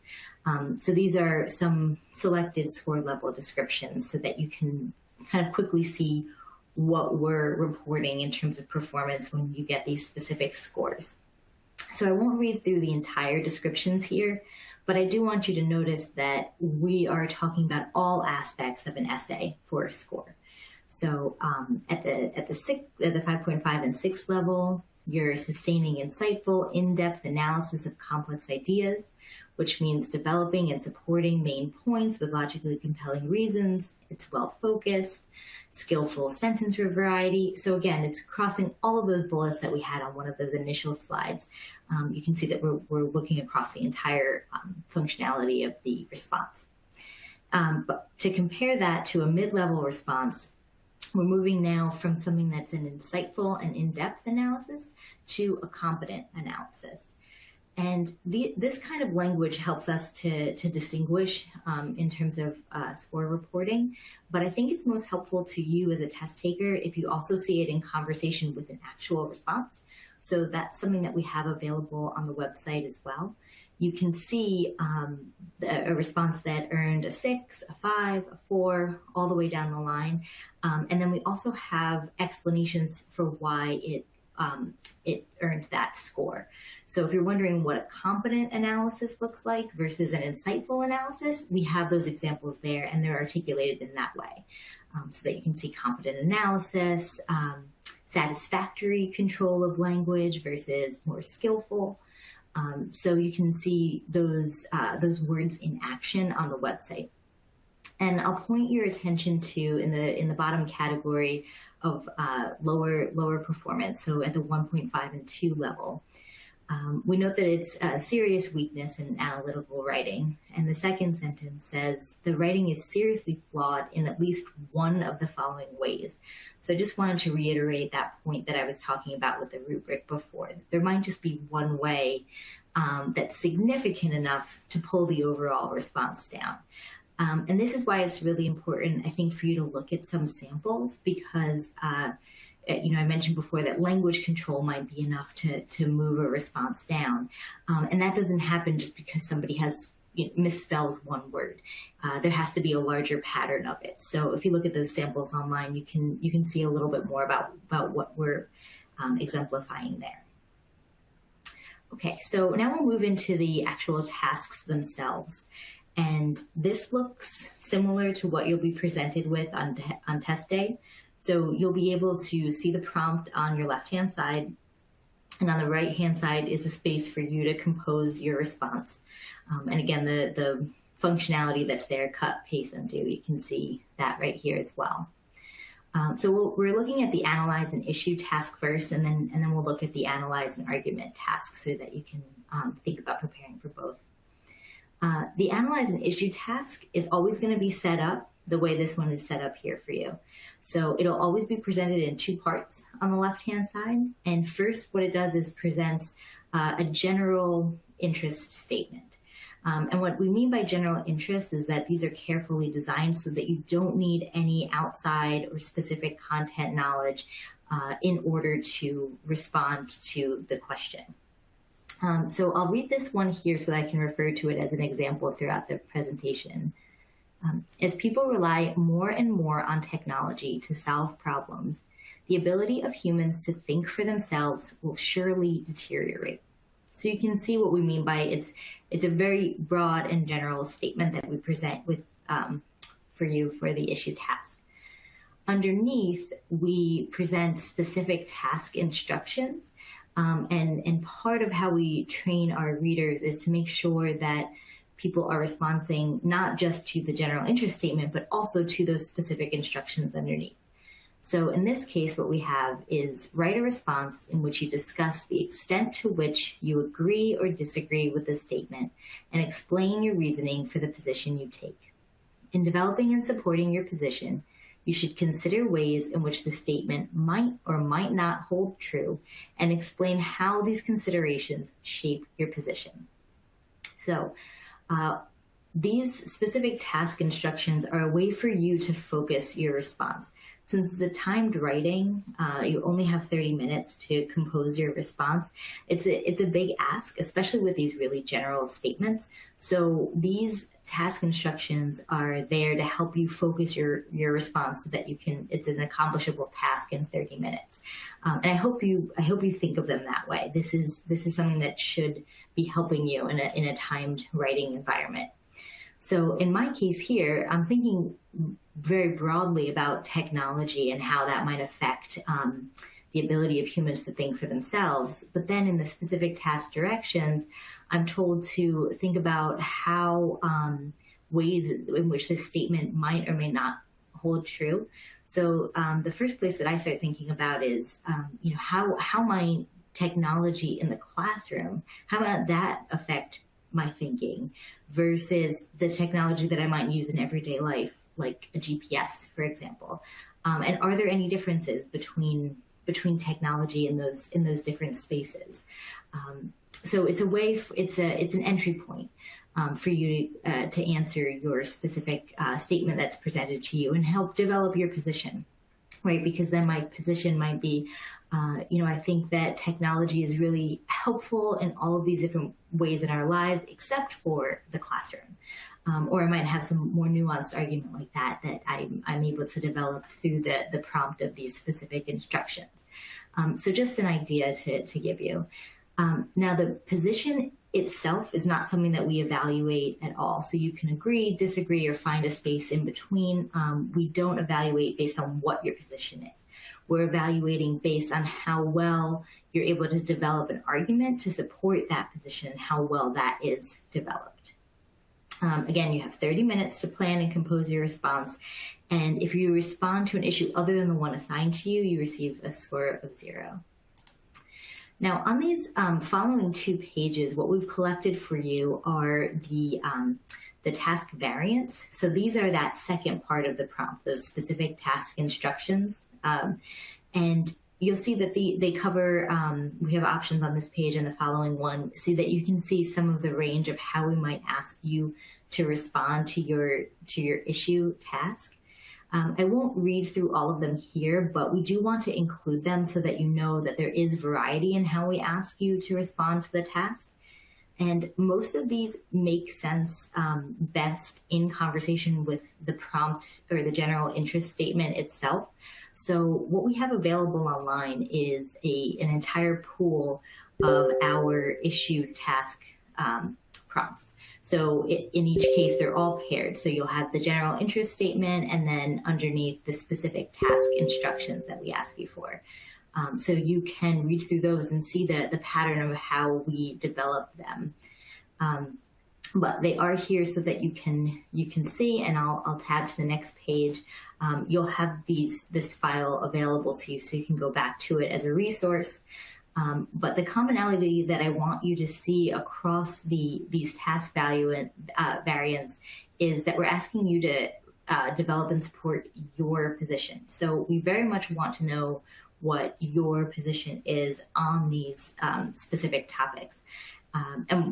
You can argue whatever position you'd like, but it should be yours, like an individualized position that you present, which is quite different than how we set up the other task, which is our argument task. So again, these are here for you for reference in these slides.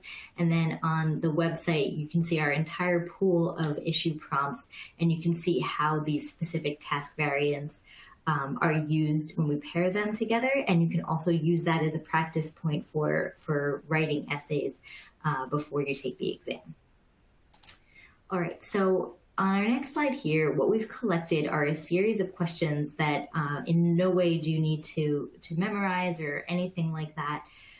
But one of the pieces of feedback that we've gotten is as people are preparing for the exam, and they're practicing, they might see that they need to develop their examples more, or they want a way to strengthen their writing. So this is a way that might help you to develop your writing. These questions, if you're noticing that as you're writing your responses, that you want to have more critical examples or elicit more ideas, these questions might help you.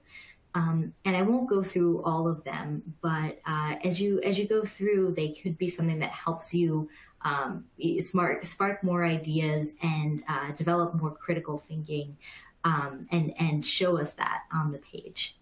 I will draw your attention just to a few that I think are particularly helpful. Looking down a little bit in the lower half. So do I need to explain how I interpret certain terms or concepts used in the claim? I think that can be a really powerful question. For example, in the example that I talked about earlier, I was talking about technology and the effect that it has on our ability to think for ourselves. And so I think a really good question there is, what do we mean by technology? I think in my examples, I talked about a computer and a GPS. So that's a pretty broad definition of technology. Do I want to stand behind that? Do I want to have a more specified definition? Is there a way that I might define technology that shifts how my position would function? So something like that can help you open up, I think, some of your ideas. I also wanted to draw your attention to the third to last bullet. What examples, either real or hypothetical, could I use? That's something that we get a lot as a question. Can I use hypothetical examples and reasons? And that is an absolute yes. We are not fact checking your examples. So hypothetical examples are totally okay and might help you come up with more or more compelling ideas. And then finally, the last two bullets talk about, help you think about how might somebody refute or argue against my position, and how should I defend against that. That can be a great tactic in helping you further develop a response. So just a few ideas to help you if you're having trouble as you practice and you want to further develop your writing. Now, on this next page, we just have some general reminders. So a reminder to respond to those specific task directions. That's that second part that I was talking about. So not just the general statement, but also the specific way that we ask you to address it. And feel free to accept, reject, or qualify the claim. There's no right answer. There's no golden position that we're looking for when we evaluate the responses. And as you're going through and you're developing reasons and examples, make sure that you're continually showing us how those reasons and examples support your position on the issue. And again, I would point you towards looking at the samples that we have on the website, because then you can see how other test takers presented their positions and supported their ideas, and I think it'll help you get a sense of what we're looking for. Okay, so now we'll switch over to the analyze an argument task. Excuse me. So the big shift in this part of the measure is that we're no longer asking for your position, your individualized position on something. Now we're asking you to analyze somebody else's argument. So we'll present you with an argument from somebody else, a hypothetical argument that somebody else has put forward. And your job now is to analyze that argument and show where there might be how the logical soundness is holding up and where there might be some flaws or spaces that have been overlooked. So again, I'm going to read this example so that we have that as a reference point throughout. In surveys, Mason City residents rank water sports, swimming, boating, and fishing among their favorite recreational activities. The Mason River flowing through the city is rarely used for these pursuits, however, and the city park department devotes little of its budget to maintaining riverside recreational facilities. For years, there have been complaints from the residents about the quality of the river's water and the river's smell. In response, the state has recently announced plans to clean up Mason River. Use of the river for water sports is therefore sure to increase. The city government should, for that reason, devote more money in this year's budget to riverside recreational facilities. Okay, so that is my argument that I'm presented with, and then I need to analyze the logical soundness of it. So I'll do that through, again, the specific task instructions provided to me. Write a response in which you examine the stated and or unstated assumptions of the argument. Be sure to explain how the argument depends on these assumptions and what the implications are for the argument if the assumptions prove unwarranted. So again, there's what we've been presented with in this argument. There's a lot of different ways to be critical of it and think about its logical soundness. But I'm being tasked with specifically to look at the assumptions. So for me, what that allows me to do is to go back in and look at what I think is the biggest assumption, which is that water sports would be sure to increase if the Mason River was cleaned up. So that is a big assumption. And there's the unstated assumption that the only reason people aren't using it is because of its cleanliness. So through those assumptions, I can unpack a little bit. Maybe there's other reasons that the Mason River is not being used, and that it's not just because of the cleanliness level. So that assumption would be unwarranted, right? If I cleaned it up and people weren't going to use it anyway because maybe there's something about it that doesn't lend itself to swimming or boating and fishing, then that would be an unstated assumption that would prove unwarranted. So just an example of how you can use these specific task instructions as an entry point to going back into the response and thinking about how you're going to analyze it and see where it might fall short. Again, you only have 30 minutes, so these specific task instructions should help you focus your response. And if you respond to something other than the task presented to you, you'll receive a score of 0. I also wanted to just point out, I forgot to mention earlier, so it looks very similar on the page as the analyze and issue task. The analyze and argument tasks do tend to be longer, as this one you can see is quite a bit longer than the other one, because we're trying to write a more full argument that gives you more places to analyze as you dissect it. So it does tend to be longer, but the overall look will be the same. It'll be divided into 2 parts. Your specific task instructions are underneath, and the whole prompt will be available to you while you're composing your response on the right-hand side. Okay, so here again, we've collected the specific task instructions. So these are the same thing that we went over in the analyze and argument task variants. These are the second part of the prompt that might be available to you as you go over the analyze and argument task.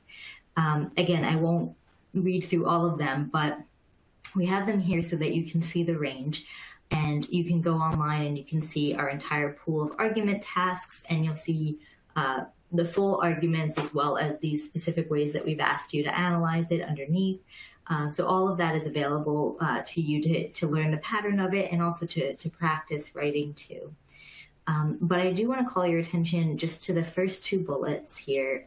The second bullet is the specific task instructions that we were given in the example on the previous page. But the first bullet is a different instruction, and I just want to show you how they might change my approach to how I write the essay.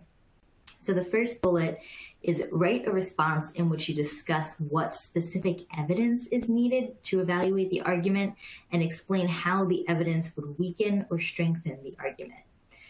So here, previously I was talking about the assumptions, and the assumptions specifically that they made that the water recreation for Mason River would increase if the river was cleaned up. Here, I'd be talking about specific evidence that would be needed to evaluate it. So the specific evidence I might want would be maybe a survey from residents asking them directly if cleanliness is the only roadblock to using the river for water recreation. Something like that could be specific evidence that could support the argument or might not. But it's a different way of focusing how you'll write your response. And so they could be quite different when paired with the different arguments. So again, I have it across this page and the following page so that you can see the task variants. And then you can also see them in conversations with the full prompt online. Okay, and on our next slide, we have key argument concepts that are presented. So we want to be clear that you do not need to know any special analytical techniques or terminologies, but in how we write our analyze an argument tasks, we do use certain words, specifically in our instructions, that second part. And we just want to make sure that we're being transparent about what we're asking for when we use those specific words. So across this page and the following page, we have the exact definitions. And these are the kind of words that you'll see repeated if you look at the prompt pool online. You'll see these throughout, and then you have this as a resource if you want to know exactly what we mean. If we're asking for an alternative explanation of the events, what exactly do we mean by alternative explanation? And you have that right here, that we're looking for that competing version. I also wanted to point here to assumption, which I've talked quite a bit about in our example. So here we've just defined it exactly as we mean it in this use. Assumption is a belief, often unstated or unexamined, that someone must hold in order to maintain a particular position, something that is taken for granted, but that must be true in order for the conclusion to be true. So that's what we talked about before, where the conclusion was that more people would use Mason River, but the assumption was that the cleanliness was the only thing standing in the way. And then on the second page, we have a continuation of these concepts, and I'll just point your attention to evaluation, which is what we looked at in the specific evidence, specific task instruction. So we were asked to use specific evidence to evaluate the argument. And here we have the definition of evaluation being an assessment of the quality of the evidence and reasons in an argument and of the overall merit. So in that evaluation, in using that specific evidence, I might see what specific evidence they've already presented and then ask for additional specific evidence so that I can further evaluate the argument. So all of those definitions are here for you to reference as you practice for your analyze an argument section. Now, the strategies for analyzing an argument task, we don't have quite as many questions developed as an analyze an issue task. These are often because the arguments, as you saw, they're very specific to certain areas. So there can be quite a bit of variety, and I would definitely recommend that you look at the published pool of prompts so that you can see generally how they all function, even though there's quite a bit of variety. What we have broken down here, the first two bullets ask for exactly what's presented to you so that you can articulate what has been presented in the argument. And the argument usually it has like a surface level of sounding like it makes sense. Like you can see why the person is making the conclusion that they are. But then what helps you in analyzing the argument is looking at what are these last two bullets, the third and the fourth bullets?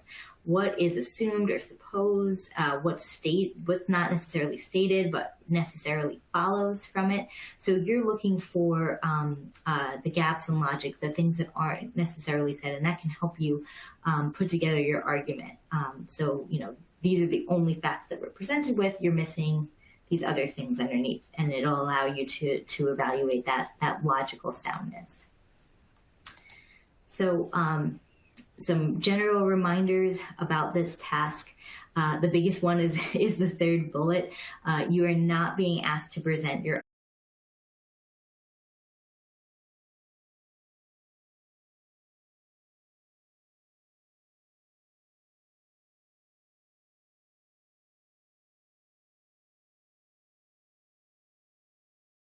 that you think are necessary. Again, remember that there are small editing tools so you can copy and paste and move things around as you reread. And we also note to tend to avoid excessive irony or humor that might be misinterpreted by readers, just so that you can ensure you're getting your point across. I saw that questions are already coming in the chat, which is great, and I hope you continue to send those questions in, and then we'll answer them all at the end for you. So for now, I'll hand it over to Matt. Thank you, Devon. Okay, so let's round up today before we get over to the Q&A with GRE resources. I want to encourage everyone to take advantage of the free GRE test preparation resources that ETS makes available. The first one that you should definitely check out is the section overviews for each of the measures, because they're really going to include general advice, sample questions with explanations, scoring guidelines, and tips for answering the various question types. We also have posted, again, in the GRE test preparation section, GRE video presentations, again, and they're going to give you some additional information on how to prepare for verbal reasoning, quantitative reasoning, and analytical writing. The Power Prep test preview tool, again, it will help you in reviewing the question types, the test features, and again, the help tools that are contained on the actual test. So you want to basically put them in your shopping cart once you go into your account and download them. Again, these are all free resources, so there's no charge for these. The Power Prep online practice test, there's two that are time tests. Timed or untimed, we would encourage you, again, to do them timed, because as I mentioned earlier, doing well on the test isn't just about content knowledge, but it's also about speed, time management, and accuracy. So try to do it timed if you can.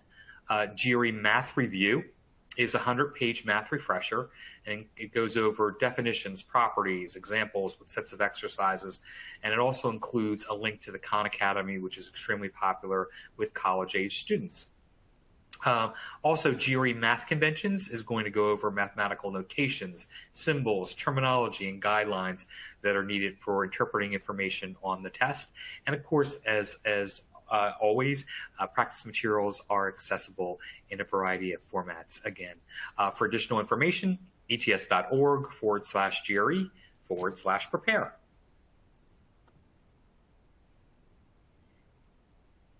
As far as paid resources, once you've exhausted the free resources, if you find you need additional help, Power Prep Plus Online is a great resource. Again, it includes 3 practice tests, and unlike Power Prep Online, the Power Prep Plus Online is going to not only give you the additional practice test, but it's also going to give you a score or an estimated score in your analytical writing measure.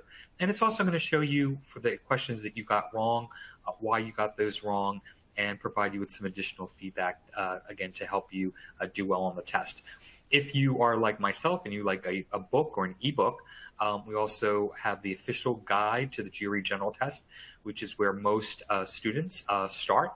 And again, if you find you've exhausted that publication that you need additional help in either GRE verbal reasoning or GRE quantitative reasoning, we have individual books to give you attention in that particular or those particular measures. And of course, if you find yourself needing additional practice for analytical writing, we have Score It Now, which is an online practice simulation. Again, it will help you as well. Again, for additional information, ets.org/GRE/prepare.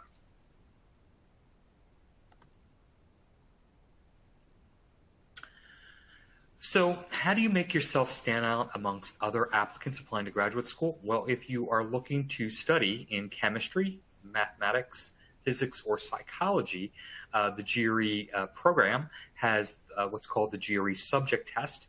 And the GRE subject tests demonstrate achievement in a particular field of study, and they would be the fields that I mentioned. And each test assumes an undergraduate major or extensive background, of course, in each of those disciplines. They are paper and pencil tests, and they are delivered only 3 times a year in September, October, and April. But again, it's just a nice way to make yourself stand out amongst other graduate applicants. So for more information on the subject test, including dates and registration deadlines, please visit ets.org/GRE/subject. Also, when you register for the exam, you can also sign up for the GRE Search Service. This is a free service, and it's where you can list a free profile about yourself. So graduate, business, and law schools and other fellowship organizations can possibly find you and provide you with more information, again, about their respective major or their organization. So if you your information that you provided meets an institution's match, they may send you an email or a text or something to get in contact with you and provide you with some more information. Again, you can do that at any time when you register for the test or when you set up your ETS account. And once you have found that correct school or what you feel is the right fit, you can feel free to opt out of the service at any time. Okay, so with respect to additional resources, of course, the GRE information bulletin, I highly encourage you to read from front to back, because it is going to provide you not only with information about the test, but also information regarding test center policies, procedures, ID requirements, everything you need to know. Should you need to contact GRE test taker services, if you need to reschedule a test, anything that you would need to do would be contained in terms of that information in the GRE information bulletin. So either view it online or download a PDF at your earliest convenience. Of course, the GRE bulletin supplement for test takers with disabilities and health-related needs. Also, if that applies, feel free to access that as well. Institutions and fellowship sponsors approved to receive GRE scores. Of course, business schools that accept GRE scores for MBA admission. And of course, we have an extensive list of law schools that accept GRE scores for JD programs as well. So again, this is all available at ets.org/GRE.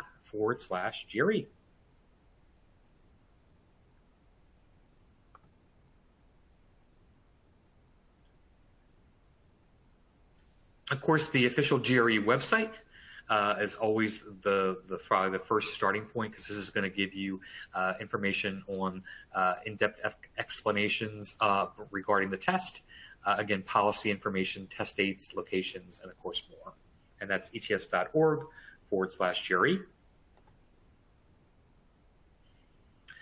And we also encourage you to listen to what other test takers are saying. So connect, engage, and listen to other GRE test takers on the GRE general test pages. They are the official pages on Facebook, Instagram, and LinkedIn.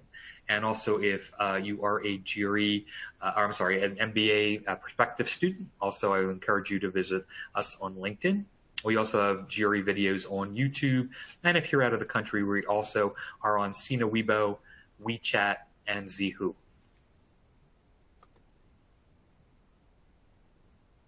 And of course, for more information, always feel free to visit us at any time at ets.org/GRE. And of course, for more information on at-home testing, ets.org/GRE/at-home. And of course, if you should have any questions after today, feel free at any time to contact GRE Test Taker Services at gre-info@ets.org. So at this point, we're going to transition on to questions. I think I am going to actually, because I've been answering questions through the chat, I think I'm going to turn this over first to Sharon, then Carlos, and then Devon to answer their questions, and then I'll wrap up at the end. So Sharon, I think I'm turning over this to you. Okay, thanks, Matt. And I want to thank all the participants again for your time and your questions. What I'd like to do, have a couple of questions that are in the same category, so I will address those, and hopefully that will fulfill the information you need. But the first one that I have has to do with just a sort of process, and it has to do with how do you select the sentence in the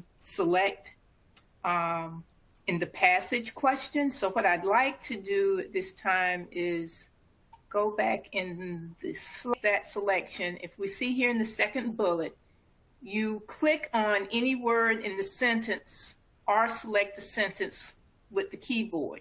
So in this case, the correct response was this last sentence. So you would literally go in, click on his, any word in that sentence, and when you click on it, it highlights.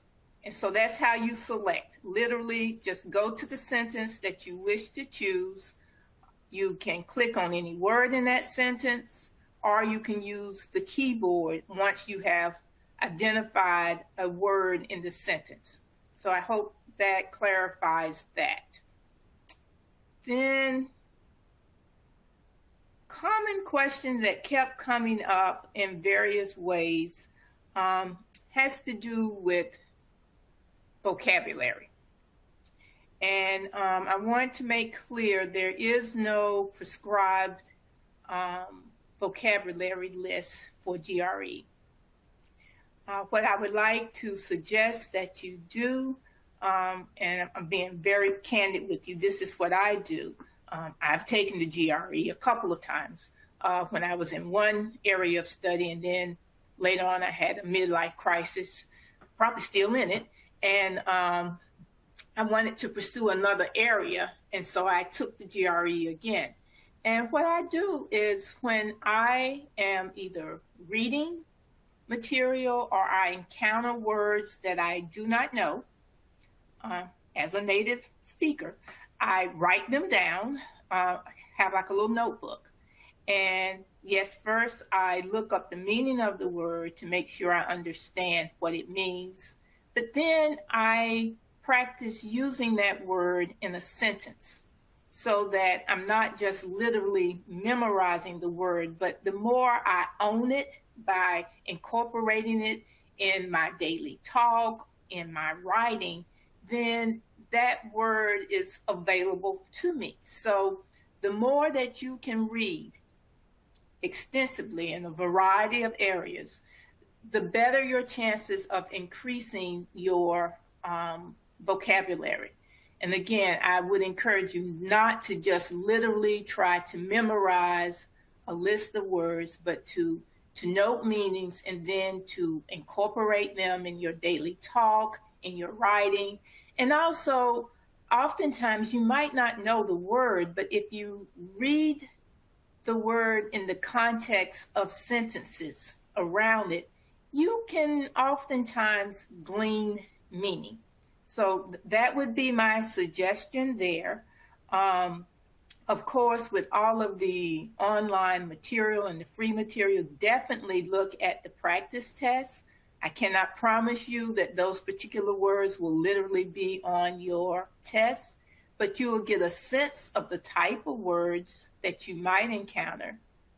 So I hope that'll help you as far as vocabulary.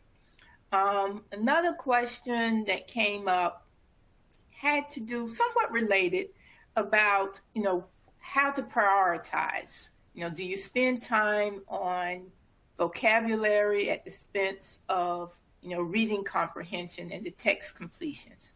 And what I would say and suggest to you is each of you needs to assess him or herself. You know your weaknesses and your strengths better than anyone else. And I would suggest you make use of the free Power Prep information and do sort of a pre-diagnostic to see where you are stronger. In my case, I know that I am weaker in vocabulary, so I would focus more time there. I feel very confident about my reading comprehension ability, so it would not behoove me to focus an inordinate amount of time on reading comp when I know I have another area where I have greater deficits. So plan to utilize those free tools as sort of pre-diagnostic to get a good sense of where you are. And then after you've done the practice and the study, then take that second one as a sort of post to see, if there have been some gains. Let's see. More than one sentence in this passage. Okay, here's a question. Can we be asked to select more than one sentence in a passage? No. For the select in the sentence, selecting the passage, there will only be one sentence that will fit the description. So if you are in a case where you think two sentences fit that description, you're going to need to read closely, try to eliminate one, and then make an educated guess. Okay. We did have you select the sentence. Again, how to increase your vocabulary, that goes back to the reading. And it's no easy way to suddenly, just increase your vocabulary, because, we've been reading since we were young, and you build on that. So again, I just ask that if you have been reading in a rather restricted area, that you broaden your horizons. You're more likely to encounter new words that you don't know, and that will help you to increase your vocabulary, because clearly, the broader your vocabulary, the better. Is no vocabulary list. And then just in general, preparation for the verbal reasoning section. Will sound like a broken horse, but read, read, read, read, and read. I know you have other obligations, but again, we are evaluating your ability to analyze text, to think about text if you haven't, from the standpoint of how writing and reading are married. That when you are reading a text, really what you're doing is evaluating, when you're reading for understanding and analytical standpoints, is how has this author created this text? Why has this author chose this particular example? And this ties in with what Devon was talking about. And she was talking about, providing relevant evidence for an argument that you're trying to make. So again, preparation, look at articles from like Scientific American, book reviews. Those are good places. But again, please avoid the typical textbooks. They're not going to have the complexity of the type of writing and reading that will be on the GRE. Let's see.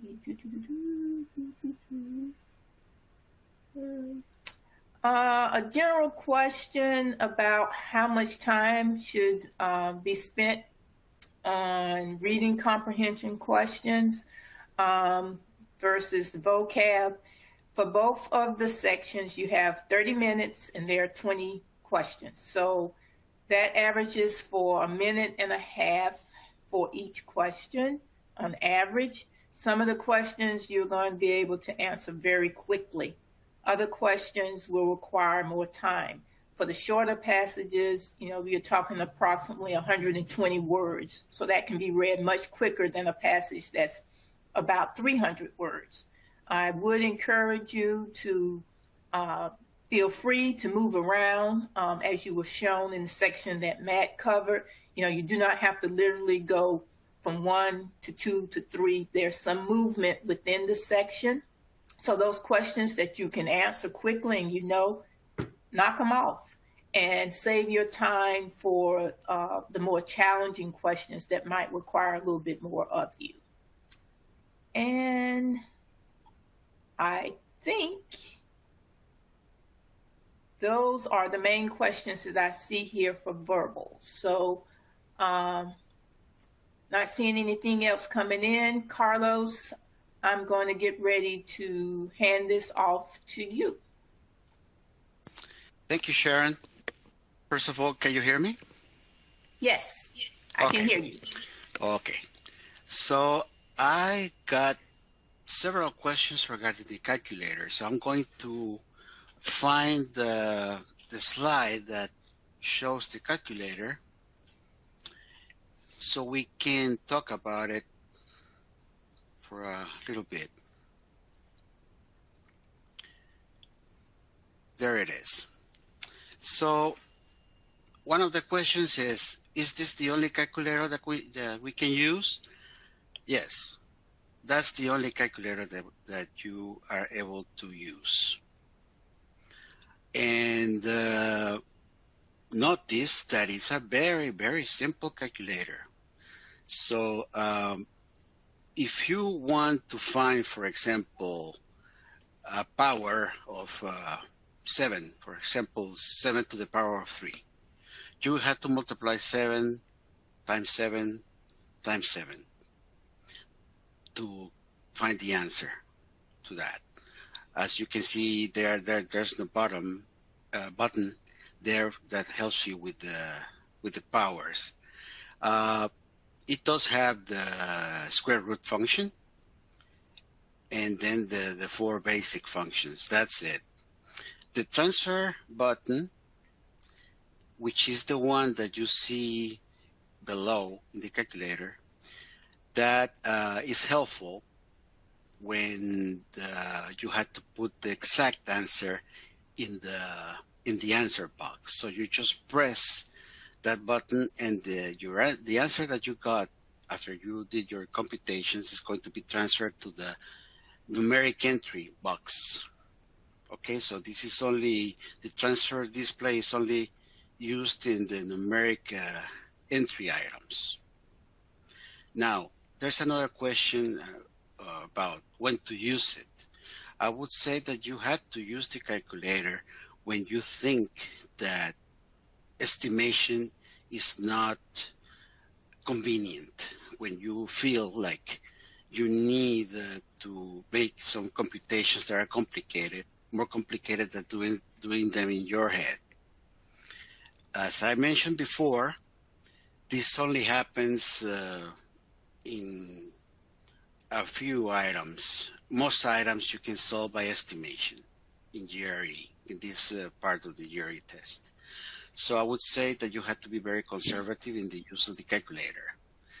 Okay, so, and also keep in mind that this is an 8-digit calculator. Okay, so you're going to get an error message if the result exceeds that number of digits. And obviously, that might be the case in some items. If that happens, it's because probably it's better for you to try to estimate or to find a pattern, as I explained before, right? So, well, I think that those are all the questions that I got about the calculator. Now, there's another question about the probability topic. How many items can I expect to be about probability? You can be certain that you're going to find at least one. This is not a topic that is going to show up sometimes and sometimes it's not going to show up. So yeah, you're going to be prepared to solve one of those problems at least. And another question is regarding the domains, the 4 domains that this test covers. If there's one that is more important than the others. As you remember, we have the algebra domain, the arithmetic domain, the data domain, and the geometry domain. So for this test, all 4 have the same weight. So there's no topic that is more important than the others. So you have to be prepared to answer questions on those all 4 domains. Let me see what other questions do we have here. What is the best way to prepare for the quantitative reasoning section?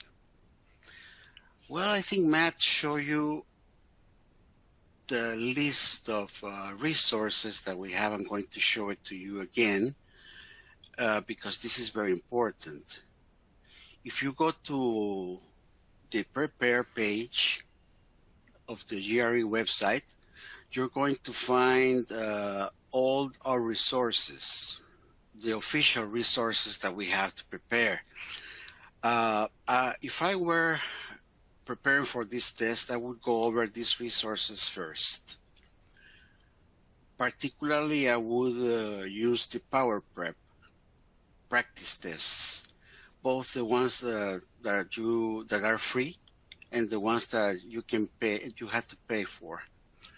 The important thing is to practice as much as possible and to become familiar with this test as much as you can, particularly with those questions like the quantitative comparison questions that you might not you might have not seen before.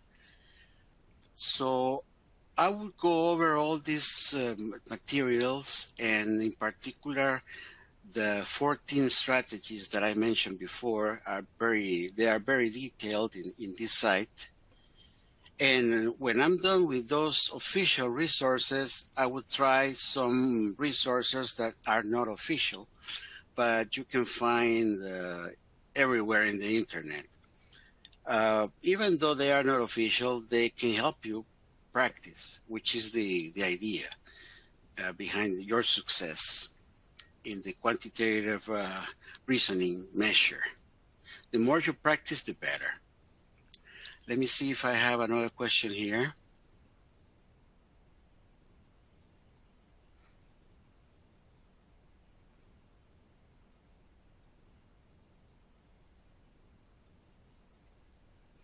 Can we expect a question on each topic covered in Quant?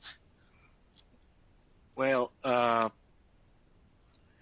if you're talking about the specifics, the ones that I mentioned, let me see, this is in slide 60.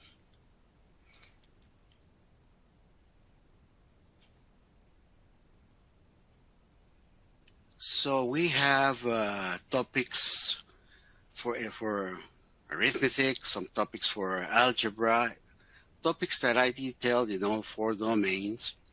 I would say that you can expect most of those topics to be in the test, not all of them.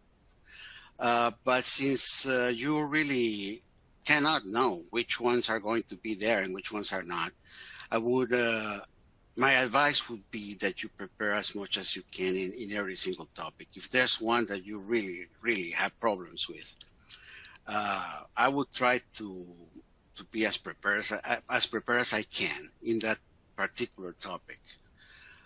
But also playing on your strengths is a good idea.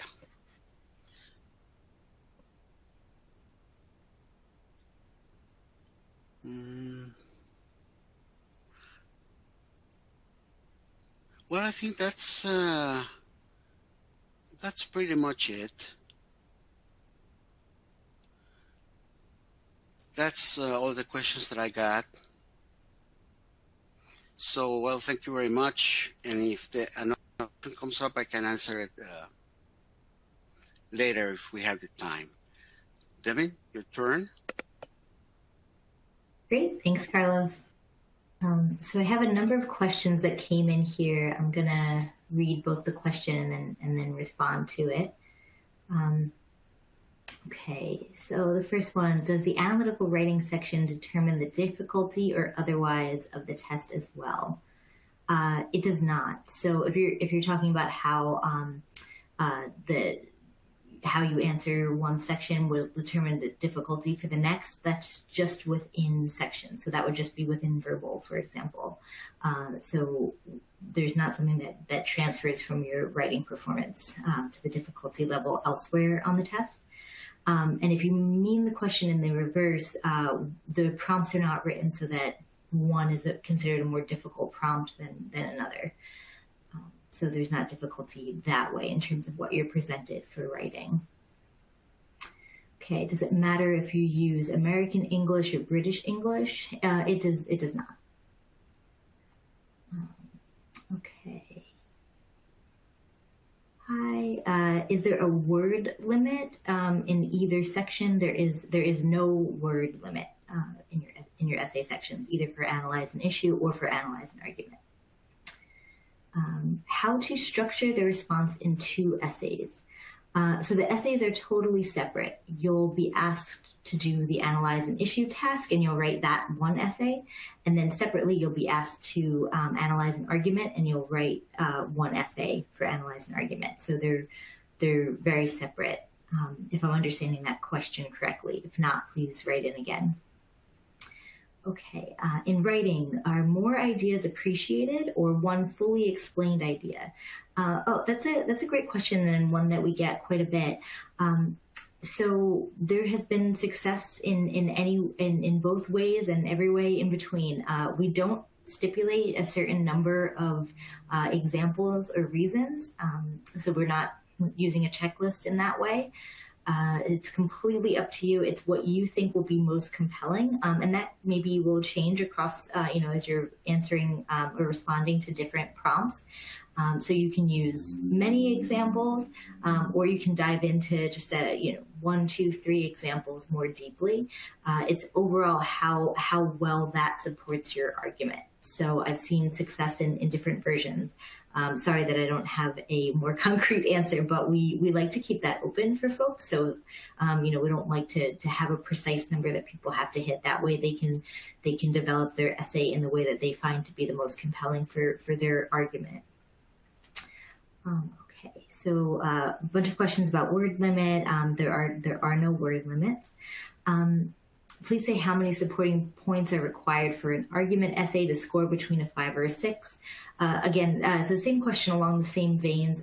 We do not ask that you have a certain number of supporting points, and we're not looking to count that. We are looking for the depth of what you present, and the range of number of supporting points is up to you. I would recommend looking at our samples that are online of other test taker responses. It can help give you a sense of the range, but by no means are we don't ever train our raters to count examples in that way. Okay. Do you suggest writing a rough draft on the given scrap paper or starting in the test space and revising there? It's completely personal preference. On my end, I tend to, if I have the opportunity to handwrite, I feel like I think a little bit better that way. So that's part of my process. I will recommend that whatever you do in practice, you do on test day. So if you just revise on the computer the whole time, I would suggest practicing however you're going to approach it. I will remind you that since there's not spell check or grammar checker, try to make sure that in your process you're not relying on those as you're composing. But it's completely up to you. Either way, I would definitely recommend taking a few minutes to try to tease out your ideas and whatever works best for you, whether it's in the environment where you can compose on the computer or if it's to handwrite a few ideas. Okay, are we looking at a standard written response? For example, intro, response, conclusion. Another good question. We do not stipulate that a response is written in that formulaic style where there's an introduction, response, conclusion, and we don't have anything in our rubrics. We're looking to check that off, like you either get a check mark or don't if you have an intro or not. But we are looking for a well-organized essay. So however you organize your essay is what will work for us. And what we mean by well-organized is that your position is clear and upfront, and that all the supporting points you have actively work towards that main idea, and that we can see that thread being connected throughout. Can we use hypothetical examples while analyzing an argument too? Yeah, absolutely. Hypothetical examples are totally fair game, whether it's analyze an issue or analyze an argument. Yep. And you'll just want to explain them and develop them. What we're looking for is how well that supports your issue, how well you explain it. Okay, where can I find samples of written issues and arguments? Yes, because I've talked about this quite a bit. So on the GRE website, there is a test taker section. So you're looking to prepare for the exam. In the analytical writing section are all of the different features that I've talked about. So look through links on the pages, look through the left-hand navigation. It's all in there under the analytical writing section. Apologize if I missed this, but is the use of I allowed in either the analytical writing pieces? So I, the first person I, absolutely, completely allowed. The only caveat that I'll give is that in analyze an issue, we are asking you for your opinion. So I think more naturally people tend to use the I, like I believe this. In analyze an argument, we're asking you to analyze somebody else's argument. So the I could definitely be incorporated there. I believe that there is an assumption that such and such is happening. So you can easily use the I there, but just a reminder that it's not for your specific opinion. So we might not see it as much in the analyze and argument piece, but you can absolutely use the first person. Okay, analytical writing scoring criteria for each task. Please elaborate. So I think what's I was referencing here is that we have specific rubrics. So the rubrics are the scoring guides that we use to put a score on each response that test takers write for the GRE. We have a scoring criteria or a rubric for analyze an issue, and then we have a separate scoring criteria for analyze an argument. Both of them are available online. They look similar because they're both on a 6-point scale, and for both of them, we're looking across all the areas of writing. So we're looking for your language facility. We're looking for how well things are developed. We're looking for complexity. But there are two separate rubrics, one for analyze an issue, one for analyze an argument. And again, they're both in the analytical writing section on the GRE website. And I think I got to all of them. I feel like I probably was speaking a little bit quickly to make sure I got to everybody. But write in if I missed anything.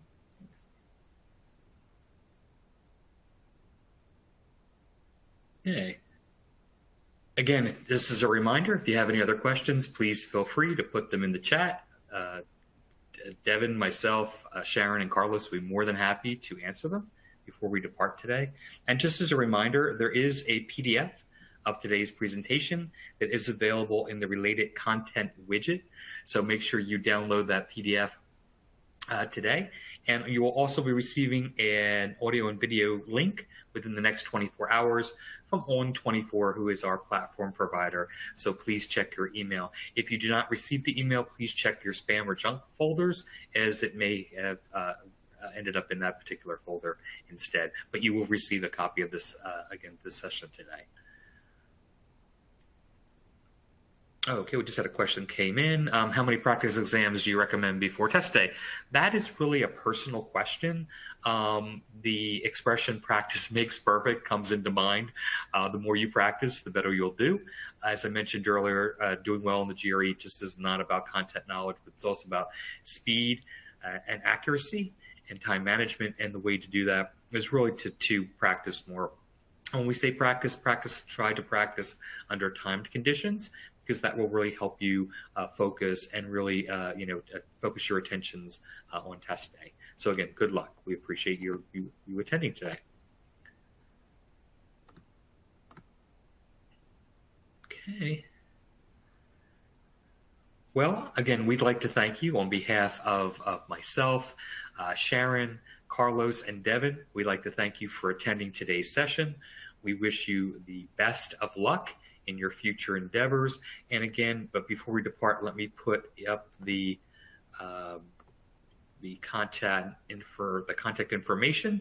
Again, if you do have any further questions, please feel free to reach out to GRE Test Taker Services at gre-info@ets.org.